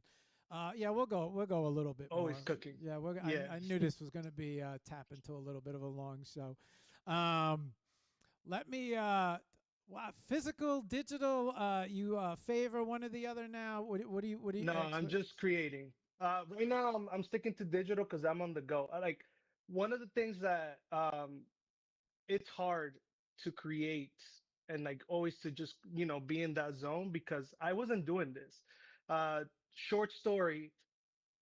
When I was going to I'm in the union, so 32 BJ. I'm sure you're aware of them. My Uh, friend is you were mentioning before about a doorman. Great, big, really good. People would not really good job. Um, yeah, and it's a really union, good job. yeah, yeah. He would And always you talk get to about meet it. a lot of powerful people. Like I'm telling you, I met from Elevator. actors to The yeah, elevator guy. I don't know if there's a name for but the elevator person, operator as well. yeah, Yeah, always and that's you take him up to the penthouse. Hey, yeah. what's up? What's up? I've Yeah. seen I've seen so many things. I'm like, there's nothing that anybody can come and throw at my face. I've seen worse. I've seen people die. I've recorded people committing suicide. Like to give you a good idea of like what I've seen. There's nothing that you can throw at me that I would be surprised by. I would just be like, oh well, that's crazy. But it would not faze me because I've seen so much because of this line of work. But I've also met people of power, people who are they own part of New York City. people who have connections with certain others. I've known actors. I've known so many things like that I've experienced because of this job. It really is an amazing job to have, especially if you work like I have, where I've opened two different buildings in two different areas of New York. I've I've covered in different other places. I've trained a lot of people to do my job. Like I'm really good at what I do. It sounded like Wolverine. Uh, I'm the I best have guy at what I I do, have a Bob. you know who he's reminding me of right now. I don't know. I don't remember the movie. Liam Nielsen. I have a particular set of skills. Skills. That's exactly what it is. And I really am that guy. I'm just like you said, I'm also very humble. I don't put it out there. I don't throw it out. But like when somebody comes to me, like I already read you a long time ago. I know who you are. I know how to deal with you. I'm not worried about anything that comes my way, right? But yeah, I got to meet so many people because of this job, and it's always been a fantastic experience. But what I was doing is that I was going to get into the whole resident manager. I went to the union. I took classes. I have licenses for the city with the FDNY. I have a lot of certifications. Like I've done basic plumbing, carpentry, electricity, human relations, like everything. Like if you go to my LinkedIn, that's in my I put it on purpose in my link tree, my LinkedIn in there because I wanted people to see that like that's the real person behind the name Hito, That's the and that's my experience, whole right? skill. Yeah, you like that? Look at that. Look, creative right there. You get to see everything. But at the bottom, you get to see that, and like I put all my certifications that I have and my licenses. Why? Is because that was the journey I was going. I was gonna get into the resident manager, but after Art Basel, I started seeing that like this is where I'm at my happiest. This is creating is unlocking this part of me that I just feel so much more connected to the world and the people around me and who I truly want to be. And I have shifted from that, and I don't like the word hope because hope you cannot control. Hope you're giving it I into the say the world. same shit. I don't even like to write to people. Mark, because Tr- when you know it, you understand what it means. You don't like using it unless like you know it's something you really cannot have control and you give it to the world to just, lead you to that place. I like to know, like be able to have some type of control on the things that I do, but I learned that anything that you have control of I will do. And whatever I can't, I let it up to fate. There you go. Do or do not. there is no There's try, there is no try. Yeah. right? So Do I don't or do like. not. I tell There is no try. you never. I always tell people never use the word hope, never use the Yep. word try. You use the word hope, you'll always be hoping. You use the word Hmm. try, and you'll always be trying. So either I Yep. will or I won't. There's only, Yep. there's either it's black and white. There's no gray. You can't you live in the gray area. You're gonna suffer from living in the gray area. But Yep. that's I if you I will always write at the end of my may you have a fantastic day. May you have a great day. May you have a great time. May you have an awesome birthday. I always Hmm. take out that word hope. I don't hope for nothing. I don't try for nothing. It's either you will or you won't. Um, I still use hope for yeah, like I things will. I like that. will If sign somebody those else, prints. Go yeah. ahead. Go ahead. Go ahead. Yeah. No, no, but I'm like with you. I'm the same way. I use hope for like things like, like for somebody else. I'm like, I can't control your, like if I was in front of you, then I would be like, let's make this party happen. Like I'm gonna do whatever I can to make it happen because I'm there. But if I can't be there, it's like I hope that everything goes out well. I'm wishing you the best and may it all work out. Like that's when I use it. Or things like, let's say, like the war happened, and I was like, there's nothing I can do about it. I can only wish you for the best, and I hope that things turn out for the best, right? Like that's when I use the word hope because I really can't have any control. But if it's something that I can do right now, I'll be like, no, I got you. Let me see what I can do. I'm gonna make something happen. And if I can't, I'll be like, I wasn't able to, but I at least tried to do something that was that can help you somehow. That's the only times that I use those type of words. But I think that people need to like understand that so they know like how to move better in Yeah, life. words are super important. I always pay Yes, they attention to are. yeah, I always pay attention to someone's words. Um, we're flicking through your photography. We flicked through a lot of the AI, a lot of the animations. Hmm. I got the Let me build. let me give you something about the AI. So like at the beginning, like everything that I had, I was creating AI pieces for a while, right? Before I started getting into the being an artist and everything. The reason why I was creating those because like I had this relationship with AI that I'm like it comes too easy. Anybody can just put a prompt and get something, and if it looks good, they can use it. But I wasn't about that. Like I wanted to create something that says like Hito created that, right? But even if I use AI, I was like I needed to add something extra because I felt like it was too easy for me to do it because you know my background of like art and being around it for so long, like I've seen so much art, and I had certain things that like appealed to me, so like vampires, angels, and stuff like that. And I created that, but I was like, if I'm gonna use it, I want to create stories, and the stories had to tell something bigger to spark your imagination to do something. And when I went to the AI stuff, like you can see like there's long stories in there, but the stories are about like the inner self, like finding yourself, like knowing that you were always that person. You didn't need to become something else, but you needed somebody to push you. And that's what the angels are. They come at the right time and they show up in your life and they tell you, like, you are enough. You don't need to do all these other things that the world's telling you. Be yourself, and you will be able to show how much you shine in the world. That's what all my stories are about, and there's many different ways, and sometimes it's like humanizing the angels because like you know they're supposed to be celestial beings like that, they're all knowing, all powerful type of thing. But no, I want you to feel that like you can feel close to something higher than yourself as long as you look within yourself. And that's what all my stories were when it came to AI. And I never released them at all. Like that was just me creating different things and just having a good time with art and you know sharing it with friends.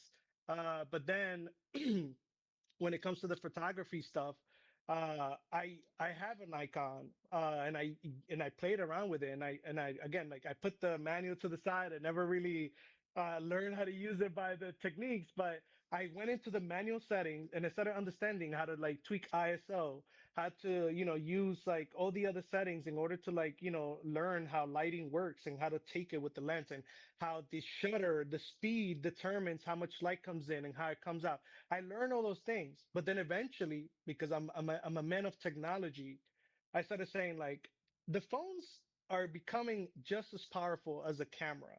The only difference is the fidelity of like the quality. You know, with a camera, you're gonna get the highest resolution, the best shot ever.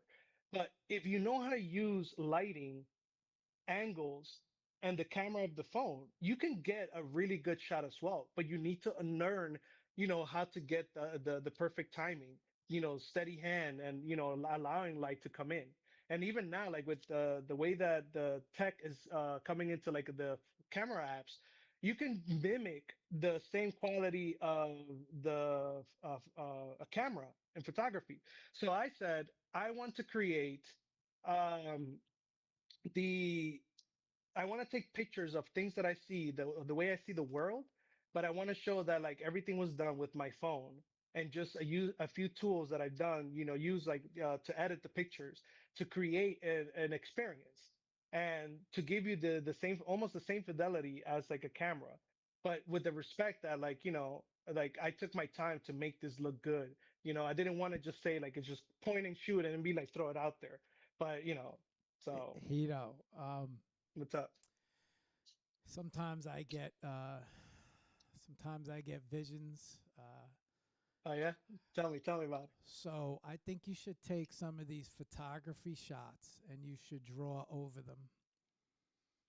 I Your was thinking about that actually. you know that character, um you know the character, the GTA character Yeah. in black and Mm-hmm. white that you created. Mm-hmm. Yeah, I would like some of these composition perspective, very good. Mm-hmm. Yeah, put some of your why don't you draw some I was of thinking about your it. grayscale characters Hmm. into your photography, bro. Yeah, I was actually thinking about it, or introducing certain colors. Like, I love black and gold. Yeah, yeah, I always wanted to put gold, like, take it into Procreate and just like add like all these little touch-ups of gold here and there to like make it pop. I just haven't gotten there. I have so many things that I'm doing, but yeah. I'm in the same alignment with you. Like, Yeah, I'm looking dude, at I'm glad you see it.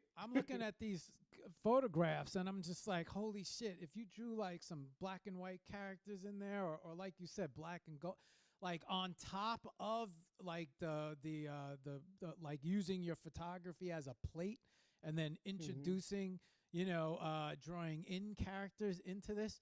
Yeah, man, that would be.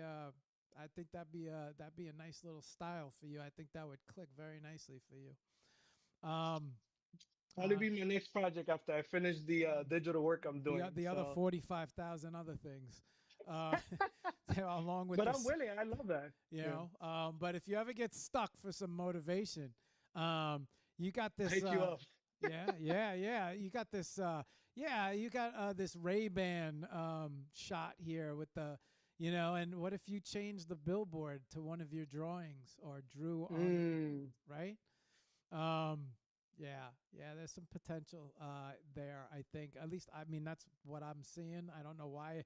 Sometimes some things just like, I'm like, why don't you take these photo shots are great. Why don't you take them and introduce your characters into them with that being the Mark, let me background tell you plate, something. Let you me tell know? you something about what you're doing right now.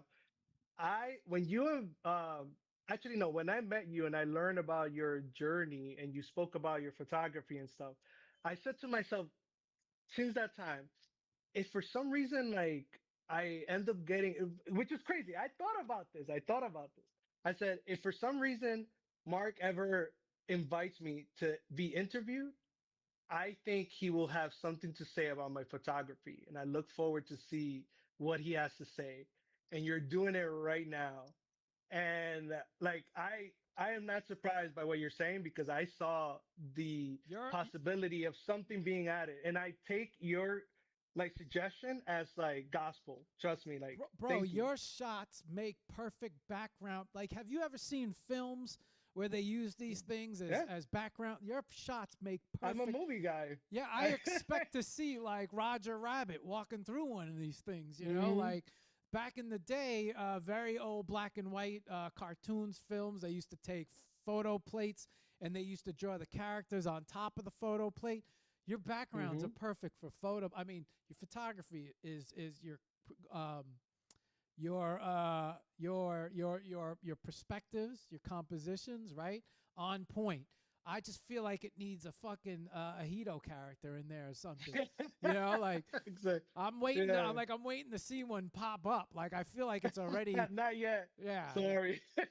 I'm like expecting to see it. Like where is it? I know it's got to be here somewhere because we're on the same plane. It's hiding. Can you find it? Where's Waldo? All right. So real quick, we went through your gram, we went through the thread on X, and we got some other links here. What am I missing? What do we want to show everybody before we start winding down the show?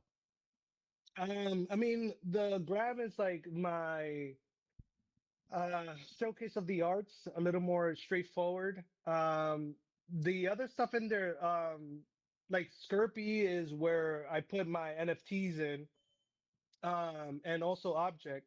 But in Skirpy is like where I put most of the photography stuff because like, uh, I've been taking pictures for a long time. Like if you go into the gram, there was like that one picture where of the city shot. I did that in color, but then I took it and I was like, this will look better in black and white. And it came out fantastic. And I even printed it on like a frame with Google, and I have it hung up in my room. And but so I've been doing like shots of the city and all these angles. And when I ended up taking the pictures, I did it was to show it to a friend, like like how I see the city, how I see New York City, especially the area where I worked in.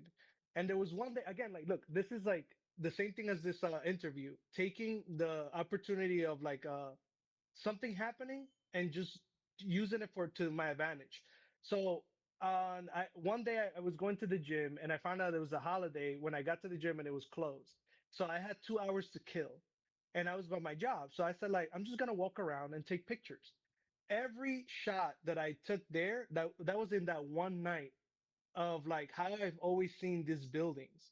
And then I took the shots that I did at night, and then I took it through an app, and then I did all this editing to make it into a whole monochrome collection because I wanted to create the feeling of towering structures, or like this like place where there's like emptiness, and like where the city itself is like speaking by its like structures and its metals and glass that that the New York City is known for, without the distractions of the busyness of like the everyday crowd. And that's what I wanted to portray with this whole collection of like how I've always seen the city of like over towering buildings that take away the sky, and the only thing you have is the focus of the buildings itself. And that was like, I started putting the pictures out there, and I saw the community like really loving the photography. And then I said, if I mint this, would you like this? And a lot of people said yes. And I went and put the whole collection in Skirpy, and that was my way of like saying like I do photography too, like here's my way that I portray photography. This So stacked reflection shot is awesome. it's my favorite. It was so hard to take a picture with the phone because I was like in front of the building, and I was bending back like this, and I could have barely see the screen. But it's one of my favorite shots, Did you especially because of did you adjust perspectives at any time before, or did you shoot it this it's straight? all the phone. What I did is I put it on times point 0.6, so it's at a fisheye perspective, and I was just at the bottom of the building looking upwards, trying to get that whole like where the building like goes up into the sky, but wide at the bottom, and then just edited with the whole black and white and using contrast, and then this filter of like dust, and it made it look like it's the stars, but there's no stars. There was no stars that night. It's just the filter that makes it look like So that's what's going on in there. you didn't do any adjustments to the photo? You shot No, really? It came out just that yeah, straight. yeah, I have a 16 fisheye standard, um, nice. but it's in Canon, and all my lenses, my whole entire like when I put photography behind me, I had a whole lens kit, and when I came back, I bought a Sony, and I picked up two lenses, and I said, all right, I got to do something. And I never thought to get a lens adapter from Sony to from Canon to Sony to Canon. And I have Hmm. this huge lens collection that's like sitting in boxes waiting to be sold on eBay. And I'm saying to myself, I mentioned the Joss. I'm like, yo, you think I could get like a lens adapter and use all my old Canon lenses? Then And I you would have can, like all my fucking Canons, and like I would have all yeah, my full blown, my entire lens repertoire, which is like I'm missing at least five or six really my favorite lenses. I'm missing my low light lenses. I'm missing all my lenses that I just never, because it cost me probably about 25,000 in lenses on with Sony. And if I'm not making money off my camera, I'm not investing money into it, right? So yeah. I got all these Canon lenses, and I'm looking at these shots, and you're making me miss. We should go. We should meet one night, walk around the city, and shoot. Yeah, I'm Um, down 100% anytime. we should do that. We would have fun. Okay, I got object, but I don't see much on object. No, on Object, I just had like a lot of the open editions of some of the pieces I did, which is like just the angels, but each one has their own story. The first one that I had um, was more of like the wanting to put like my first AI piece, like as an artist, and share something with the community of like how I see these stories. Like, tell people like, we can all be better. We just got to look into ourselves. But I want you to look into the angel and feel like the angel sees you, and it makes you believe into yourself. And that was like the creation of that, and it went very, very well. The one that you have up right now, um, I used that one was because Goli was looking through my Instagram, and she saw my old work that I didn't put it out there. And she was like, I don't know what it is, but like, I feel like this is me. So I was like, hey, send me a picture of you doing this pose.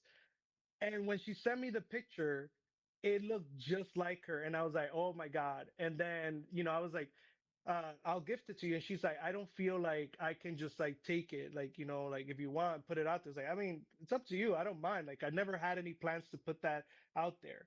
But through talking to her, we decided to make it into like a whole like collaboration aspect, right?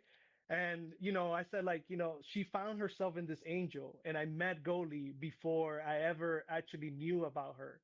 And now she's here, and she loved the story too. Like it spoke to her, and we put it out there, and it did so well. Like people loved the idea, and it was just like a beautiful, moment. And yeah, and then afterwards, you see Intense Presence is another digital piece I did. A while back on Procreate. I released it in, when I was with just like the Kiko Beast, and some people liked it. A lot of people were like, oh, this is awesome. But again, like they didn't see it as artists, right? They just saw it as like, oh, you drew something. That's cool. And I just left it in the back. I didn't plan to put something out there. And then I decided to release it, and a lot of people connected with it because again, like the message that I'm putting in there is something for the people that understand what it is to um show up at your strongest, and the room feeling your presence, like feeling something even from far away. When you are about something and you know what you stand for, you will reach people that you never expected to, even if they never met you in person. Like that's what the whole message is about. So yeah, one of my I didn't expect it to do so well, basically, at the time, until like, I came into the artist world and people actually saw how special the piece was. I I think we went over everything. I um I think I scanned through everything. Hang on, let me go over everything. I went through your Hmm. IG, your X. I have your TikTok up. Object I showed, Skirpy I showed. I do have I didn't show the NFT. Do you think there's anything that I missed here while we were? No, I mean we went through everything. Again, like Skirpy and Object is where I have the NFTs. The NFT NYC profile, like there's not much in there. I only put that one picture, the one that I went with for NFT NYC. That was like my way of saying like confirmation for me. I put it out there and said like I'm gonna enter NFT NYC with this picture because it's the beginning of my Visa Loom art that I called. And if I get in, I know that this is the path I need to take.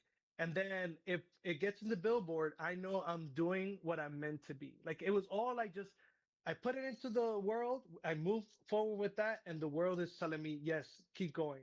And I went with that. So I only had that one picture inside there, so there's not much to show. Is Um, this one hub that I'm waiting for?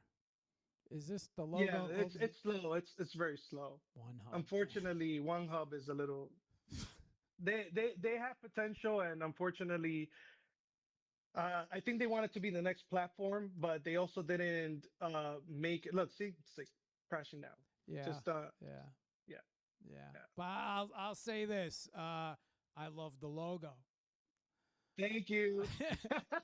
But for some reason I It has my colors. Like you can, you always see that. Like my core, my main colors are red, black, and gold put together.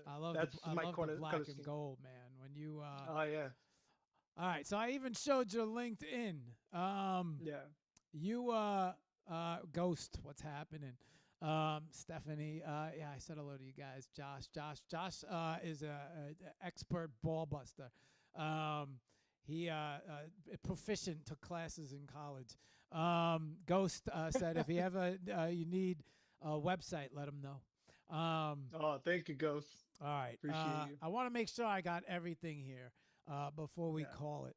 Um, Actually, if you go to TikTok, TikTok is where I put like some of the videos I created. I mean, okay. you show one of them, but it's because it was like the only platform where I could put like something that's a little more long form.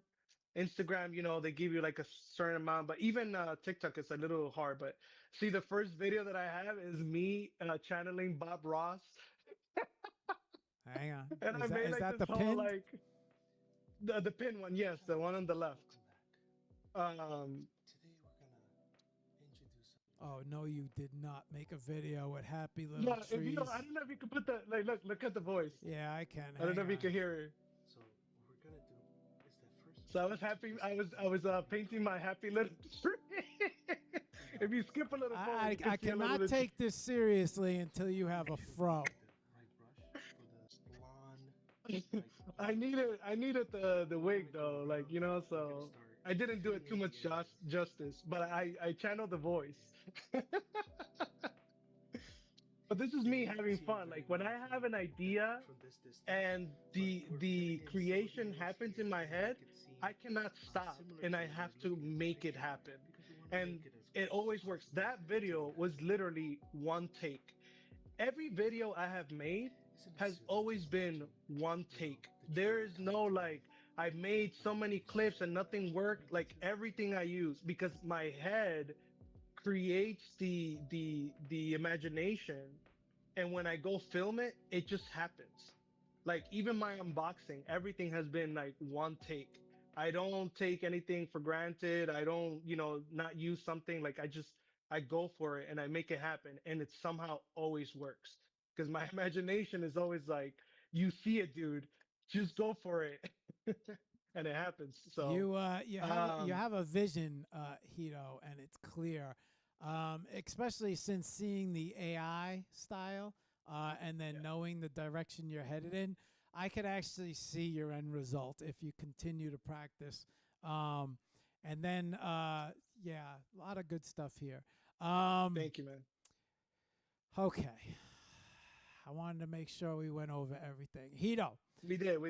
tell everybody how they could find you, the best place to find you, how to reach out to you, contact you. Well, yeah, go ahead. And that way I can bring it up real time. Sounds good. Yeah, X is the main platform where I am in. Also my Instagram, and you can connect to all of them by just going to the link tree on X. Like everything is in there. Make sure that, if people wanted to find anything about me, it's all in that one place. There is no like, I don't know how to find you. It's all in there. Message me if we connect. Eventually I'll get to you, but there's so much going on. Sometimes I don't have the chance to like, talk, but I like to connect with people, especially if you're about connecting.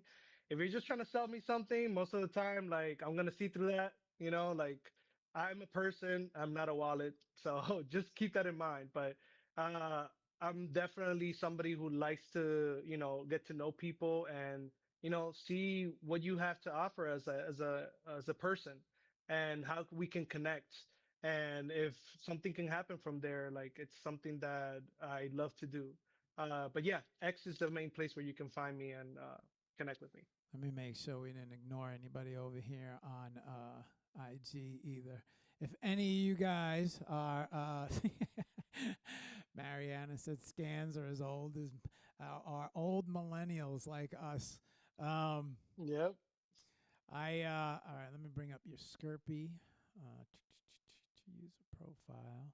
And let me make sure I have everything here. And then I have your Hito vault with Yeah, that's my valuables, my true I valuables. see your kid called Beasts, um, Yep. which The is one at the bottom, if you scroll all the way to the bottom, the one with the horns, with the two diamonds. that's yeah, with the diamonds, that's the one that represents me.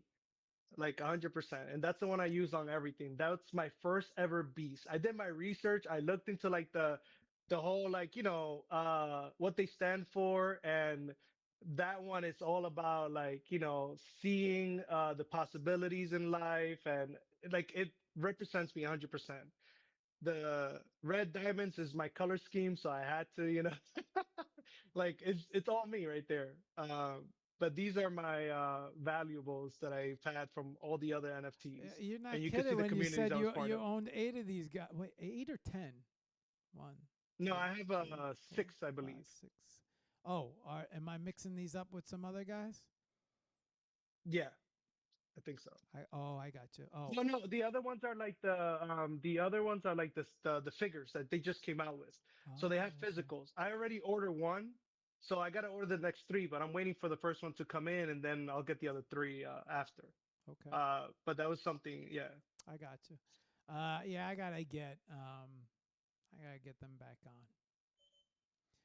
yeah, We that was a good show, um, with those guys, and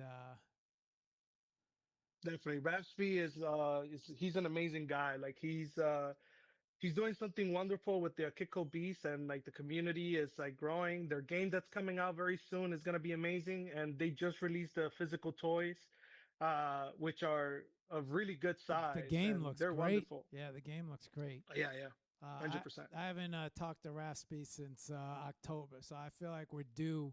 It's almost we're almost a year, so I feel like we're due for a recap This is the show. perfect time if you do it, yeah, because of like what they're releasing, and they're gonna get out. They're gonna come out with their anime version of the Kiko Beast as well, which that's looking fantastic. Like, there's so much going on with them that this is a perfect time to like hit them up. I like these odd lab things too. Yeah, yeah. That's Uh, the Garbage Friends is a community that they have I'm forgetting the name of the other collection that they have, but it's like a whole walking with friends type of concept, and I love their stuff.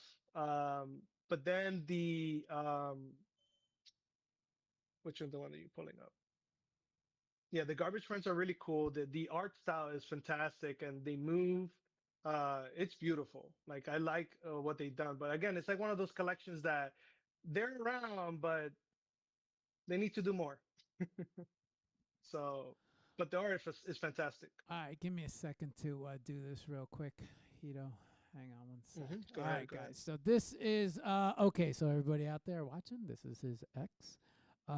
Hito said you can get in touch with him on his ex best. On his ex, there is a link tree. This is a link tree right here. This is his link tree. On his link tree, you can also find his Instagram. His gram is right here, and then this is his TikTok as well, which you can find there. And then I'll flash it real fast, but this is his LinkedIn, which you can connect. I'm going to connect. I'm going to send you your invitation is sent.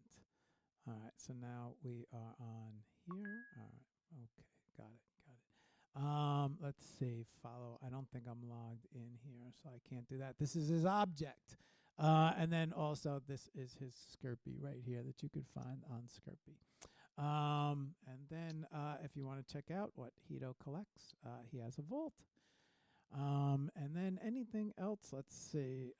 We think we've covered everything. X.com, Ash's Light Seed, You can LinkedIn. show the collection in object of all everything I've collected Oh, so far. hang on, Yeah, we didn't look at that hang on. Let's bring that up real quick. because I'm also a collector. That we didn't talk about that. Hito, created by Hito. Collections, no, owned. Here we go. And a nice, oh, wow. Oh, very active, Yeah, Hito. you'll be scrolling for a while. Oh, you got one of Matilli's little Tilly loops. I love this collection, I love Tilly. Matili's collection. Yeah. Oh, you got some Soonage in there. Look at that. With this was the collab with her and Anna, right? hmm Yeah. Oh, you have good I tastes. was You have good able. I tastes. got both of them. Nobody wanted to bid. I started it because I'm like, come on, like two amazing artists, and you got like her fantastic art. Going on in here, and nobody is like bidding. I'm gonna bid on them. If nobody decides to look, these are mine. These are like, gems. So I'm collecting all the gems that people are not looking into. You got one of Favi's summer collection. Yes. Nice pickup there. I got see you got Thank you. Thank you. Viorica in there. Um, very nice. Netta. See, like, I Nice. wish I was rich because I would have gotten like almost every collection from a lot of like many artists because there's so much beauty. Like the whole collection from Favi, like I wish I could just get the whole thing. That was an It's excellent it's really, really collection good. she released. Yeah. Another Tilly loop. I love these Tilly loops. hmm You got good taste, Hito. We could easily go another hour, but we're Yeah, gonna yeah. No, we we're can we're go gonna actually like we're three more gonna hours. yeah we're gonna let everybody go. All right, let me set the screens back to normal so we could start saying goodbye to everybody. All right, let's go. Let me get everything back to normal here. I think we probably got a dead. Yeah, definitely got a dead screen, double screen. Hang on while I change the battery. You're a very positive guy, Hito. I see a lot of similarities between us, which Yes. no wonder you see me acting like a nut trying to shoot everybody's and came to aid. Dude, I read you right away. Like I kept seeing you in the corner, like you're on your phone the whole time, just looking down and trying to get everything set up. But so by the time you got to the screen, you can just go, right? And I was like, And then Mark, let me somebody let me would help you out, switch it. man. Like, come on, let's do this quick. Like, who you got? Who you got? Yeah, Like, if I'll it put you wasn't this frame. if it wasn't for you, I don't think as many people would have got their pictures of their work as they did. But man, let me tell you, when you were popping them up on all those screens, I was like, all right, give me this one, give me this one on two, give me this one on three. Don't matter what screen, just give it to me. Let's get We're gonna make it them. work. We'll get out as many as possible. Yep. We're gonna come back and we're gonna do shout outs, but right now let's start closing up this show and let people get on with their Fridays. All right. Can you see me? No, I did not switch the screen back. Hang No, on. not yet. Uh, Today's my Monday, so I'm starting my week. Let me bring you up, Sony. There we go. All right, Hito. Yes, sir. Not that this whole time you haven't been inspirational, but we always ask everybody to close out with some inspirational words. So, um, how about you leave us with a few inspirational thoughts, some words, maybe for some artists that might just be starting out year and a half ago, who knows, have professional jobs that got lost a little bit and might be finding their way back to doing some art and finding their way into the art world.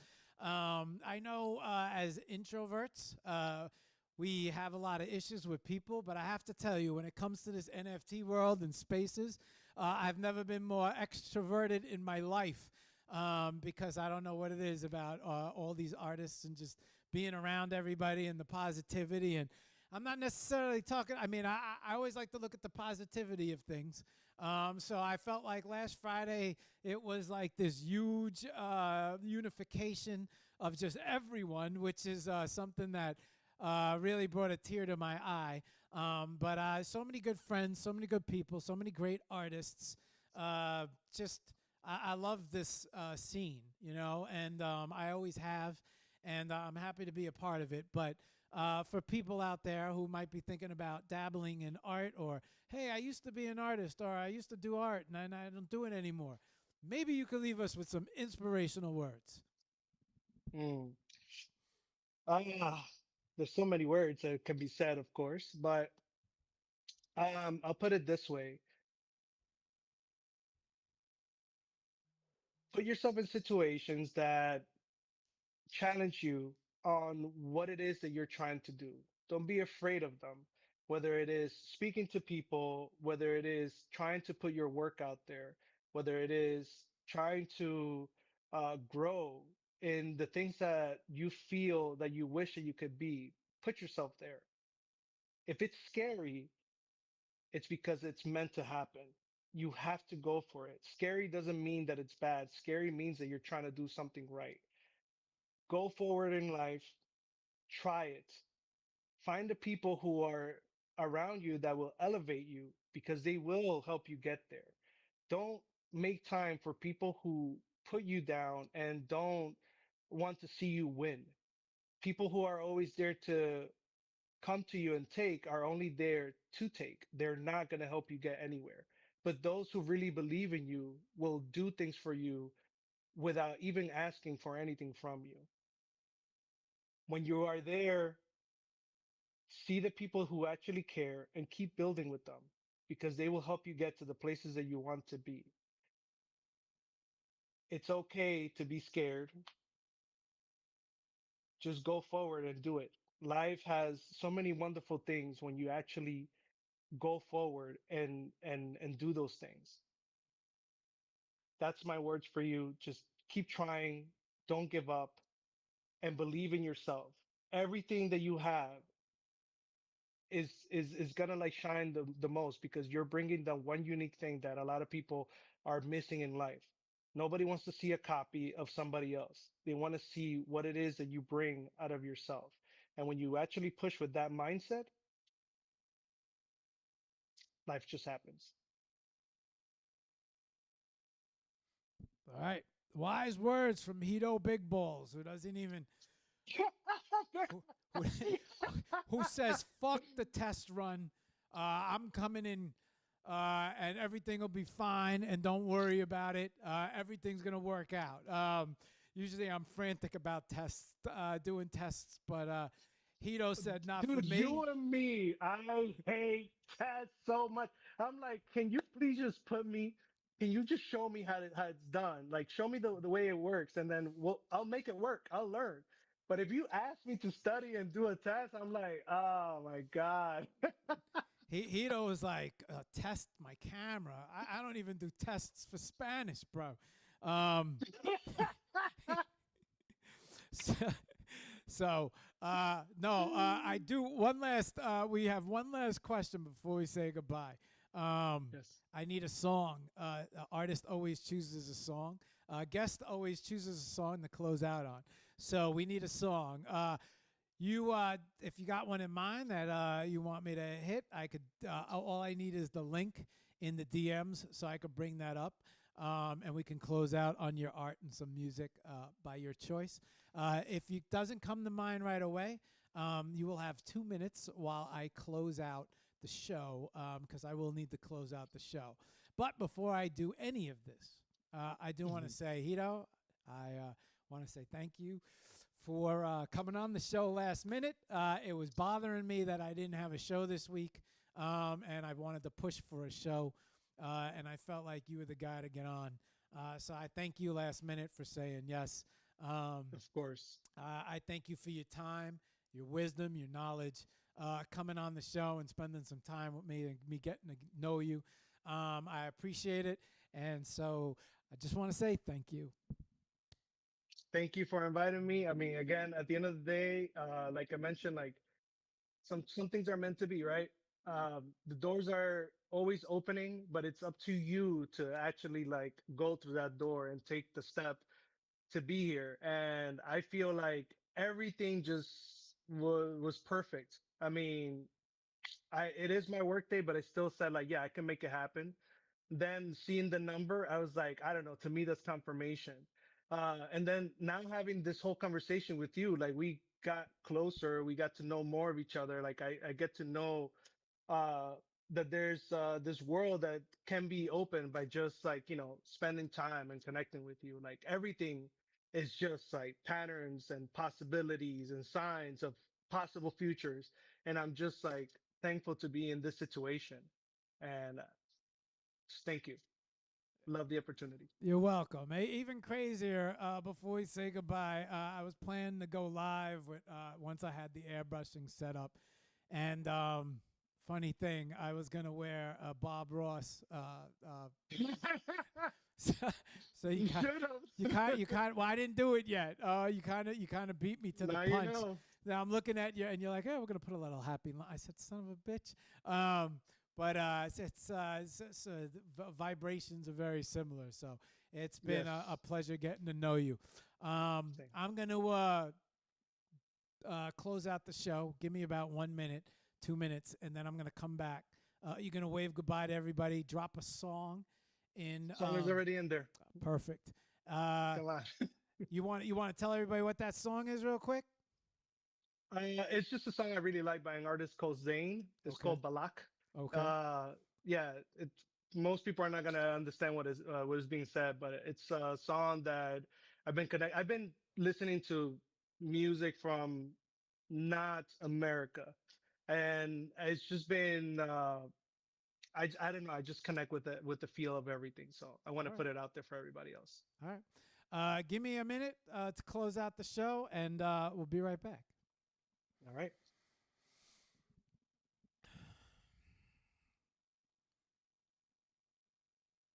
And guys, hang on. We're gonna do shout outs in 1 second. Okay. All right, y'all. So you guys know what day it is. It's Friday. So I want to wish everybody a happy TGIF, which brings me to our TGIF space. We'll be live at 1. Josh, my co-host, Ghost, Sketch. These guys jump in co-hosts. We always switch around co-hosts. So happy to see you over there. If you're looking for, there's no real format. There's no real rhyme or reason. Just a bunch of friends over there bullshitting. So feel free to come in. Not really a shill space, just a space for us to get to know each other, go through the work week and catch up and make sure that we motivate each other, keep moving forward. Monday, unfortunately, our guest was sick last minute, so we didn't have a show. But you guys got to watch Hito today. Next week, we do have 2 shows. I might as well say right now what they are. So hang on, let me check those shows real quick. Next week we have Monday Ebabur, and Friday Luciano. So we have Ebabur on Monday night. We have Luciano on Friday. Also part of the IDA competition for Linked by Art. So that will be another finalist show. That's next week. And then, of course, you could always check out HOP on YouTube. We have all our shows. We usually put all our shows over on YouTube. Don't forget, we broadcast 5 different places. So always a place to watch. All right, guys. It's Friday. You guys know what I say on Friday. It's weekend's coming, and the weekend's always a great time to create art. So I implore you to get started. I feel the best art happens on the weekends. The best art happens when you create art. So on that note, I want to thank everybody for tuning in and being part of the show. Me and my Palometa, we'll see you guys next week on the show. Till then, it's been a pleasure. I'm going to head over here right now and do a couple shout outs and say thank you to everybody for dropping into the box and saying hello. All right, guys, let me say goodbye. We'll start with X. All right, Void, goalie, thank you for tuning in. Appreciate you stopping in. Bahar, thank you for tuning in. Appreciate you joining in. Fafadel, thank you for joining in. Appreciate you joining in. Mafa, thank you for joining in. Zaz, thank you for joining in, being part of the show. Panta, thank you for joining in, being part of the show. Let's see. Yarko, thank you for joining in, being part of the show. Anastasia, thank you for stopping in and saying hello. Manic, thank you for saying in, stopping hello, saying hello. Dorothy, Ghost, Matilli, JT, Maria, Dodoy, Stephanie, Josh. Hopefully we got everybody covered. If I miss you, I apologize. But I want to thank all you guys for joining in. Oh, yeah. Okay. I want to thank all you guys for joining and being part of the show. Alicia, there you are. I just saw you down at the bottom. Alicia, fashionably Alicia, thank you for joining and being part of the show. Over on IG, let me swing by, say goodbye to all you guys over here on IG. Pega, thank you for joining in, being part of the show. Huda, thank you for joining in, being part of the show. Huda spotted the Palometa. Mariana, thank you for joining in, being part of the show. MJK, Art Nas, thank you for joining in, being part of the show. Esro, Photo, you Zapata, thank you for joining in, being part of the show.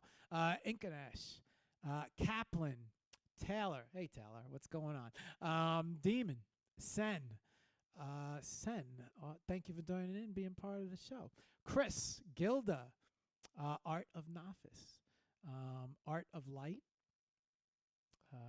Raleigh, Soyamia, Rohit, good to see you.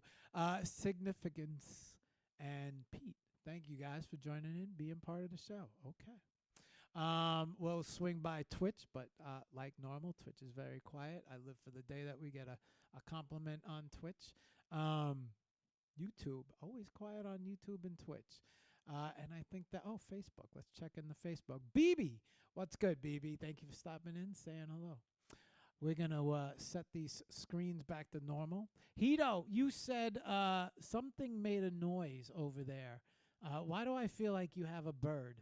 Do you have a bird? Oh, I do have a bird. Yeah. What type of bird do you have? A sun canor. Does that bird come out or no? Yeah, yeah, he's out right now. He just doesn't fly here. Do you, He's entitled. Like you have to go pick him up. you want to introduce him and show him to everybody? I can see if he wants to come with me. Let's see. Oh, Let's see if he he's a comes. moody bird. You know, Yeah. I had a cockatiel for 26 years. Wow. That's awesome. Cockatoos are great. Oh, Yes. look, he came with me. Hey, buddy. Don't poop on me, okay? My cockatiel would not listen to that. Yeah, no. He'll probably poop on me anyway because I just took him out. Introduce him to everybody. He's right here with me. Ah, hello, Say hi, buddy. buddy. What's going on? You wanna Hello, you wanna do a little dance? You wanna do a dance for everybody? Come on. hello. How did you not have this? Oh, don't poop on me. Oh, No. Okay, see, that's I knew why. it. I was gonna Yeah, ask you why you did not have this bird sitting on your shoulder the entire show, and now I know why. for the same reason. Because I like sometimes he'll like just do that, and Well, he knows I'm talking to somebody right now. So he's like, "You brought me to put me as a show." very Probably cool. go after my earpiece too, just because like, what is that in your ear? All right, all right. I miss my buddy. Smokey was with me for ooh, 26 years. I had him since I was a child.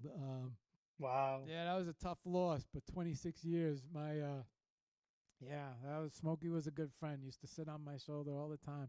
Never left my side. Even walked outside with him by mistake. Wings weren't clipped. Could have flew away right there, but just hung out. Mm, And I forgot he was on my shoulder and walked down the block. Yeah, yeah, that was a good bird. That bird, me and that bird were really friends. I love cockatoos. I love gray Amazons, and I love same. macaws. Uh, There's a cockatoo I used to take care of for a friend when I was working in one of my older buildings. And like I was very close to that bird. Sadly, to keep it short, I had to help him out when he had to go traveling for work, and his bird got really, really sick. He caught a disease that only happens to birds, and he got very weak, and to the point that like the choice that the owner had was to put him down, and I was the one who took him to put him down. I've I cried for that bird like I've never cried for anyone in the world, like anyone. And it was very tough. Like I've never seen myself cry that bad. And I never thought like I got emotional. Like I was fine until like I handed the the cage he was in to the vet.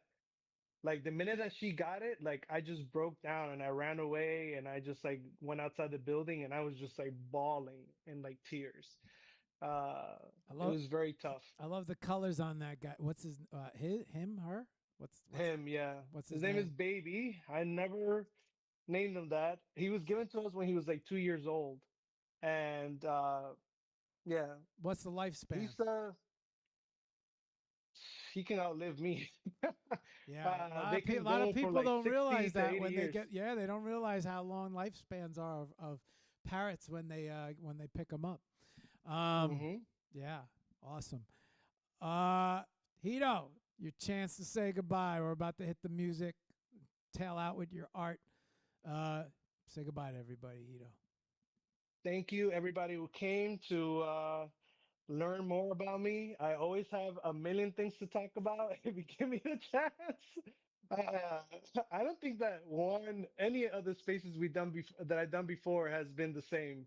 But yeah, I'm very thankful for anybody that showed up and got to learn more of me.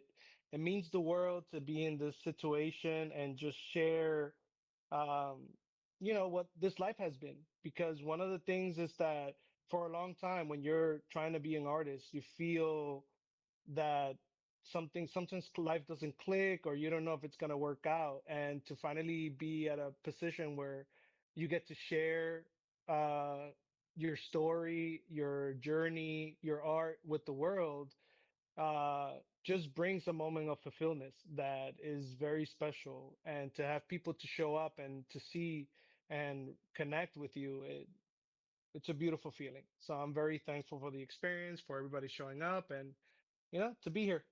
Thank you. Hito, they showed up for you. A lot of love out there. So you must give a lot of love because you got a lot of love. Uh, on Thank that you. Thank note, you. we're gonna let your art take over from here. And guys, we'll see you all on the next one.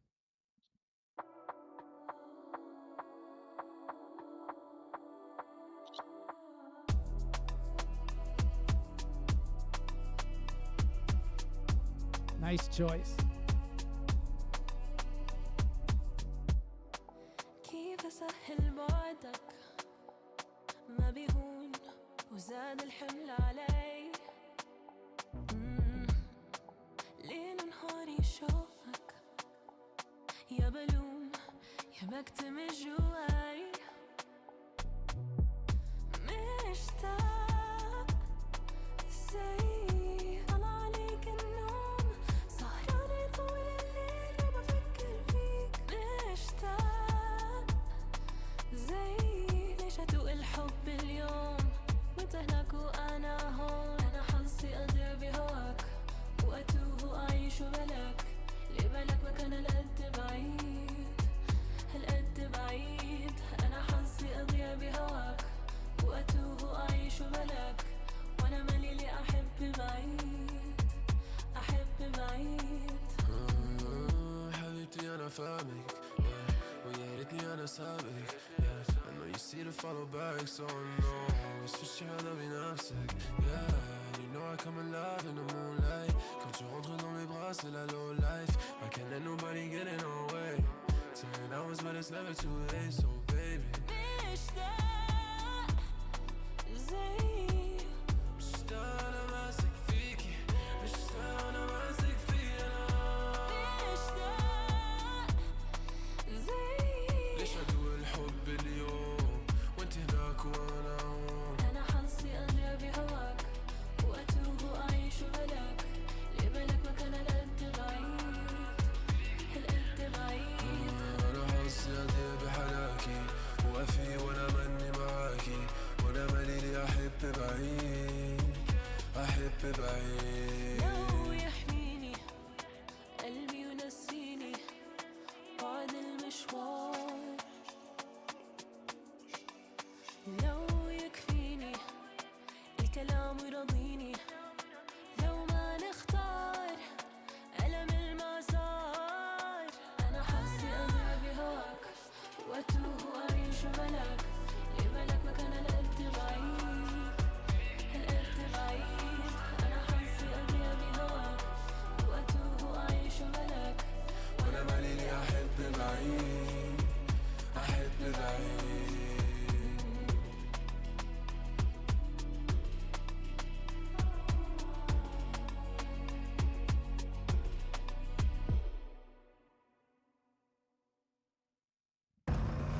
This river wasn't dammed in a day.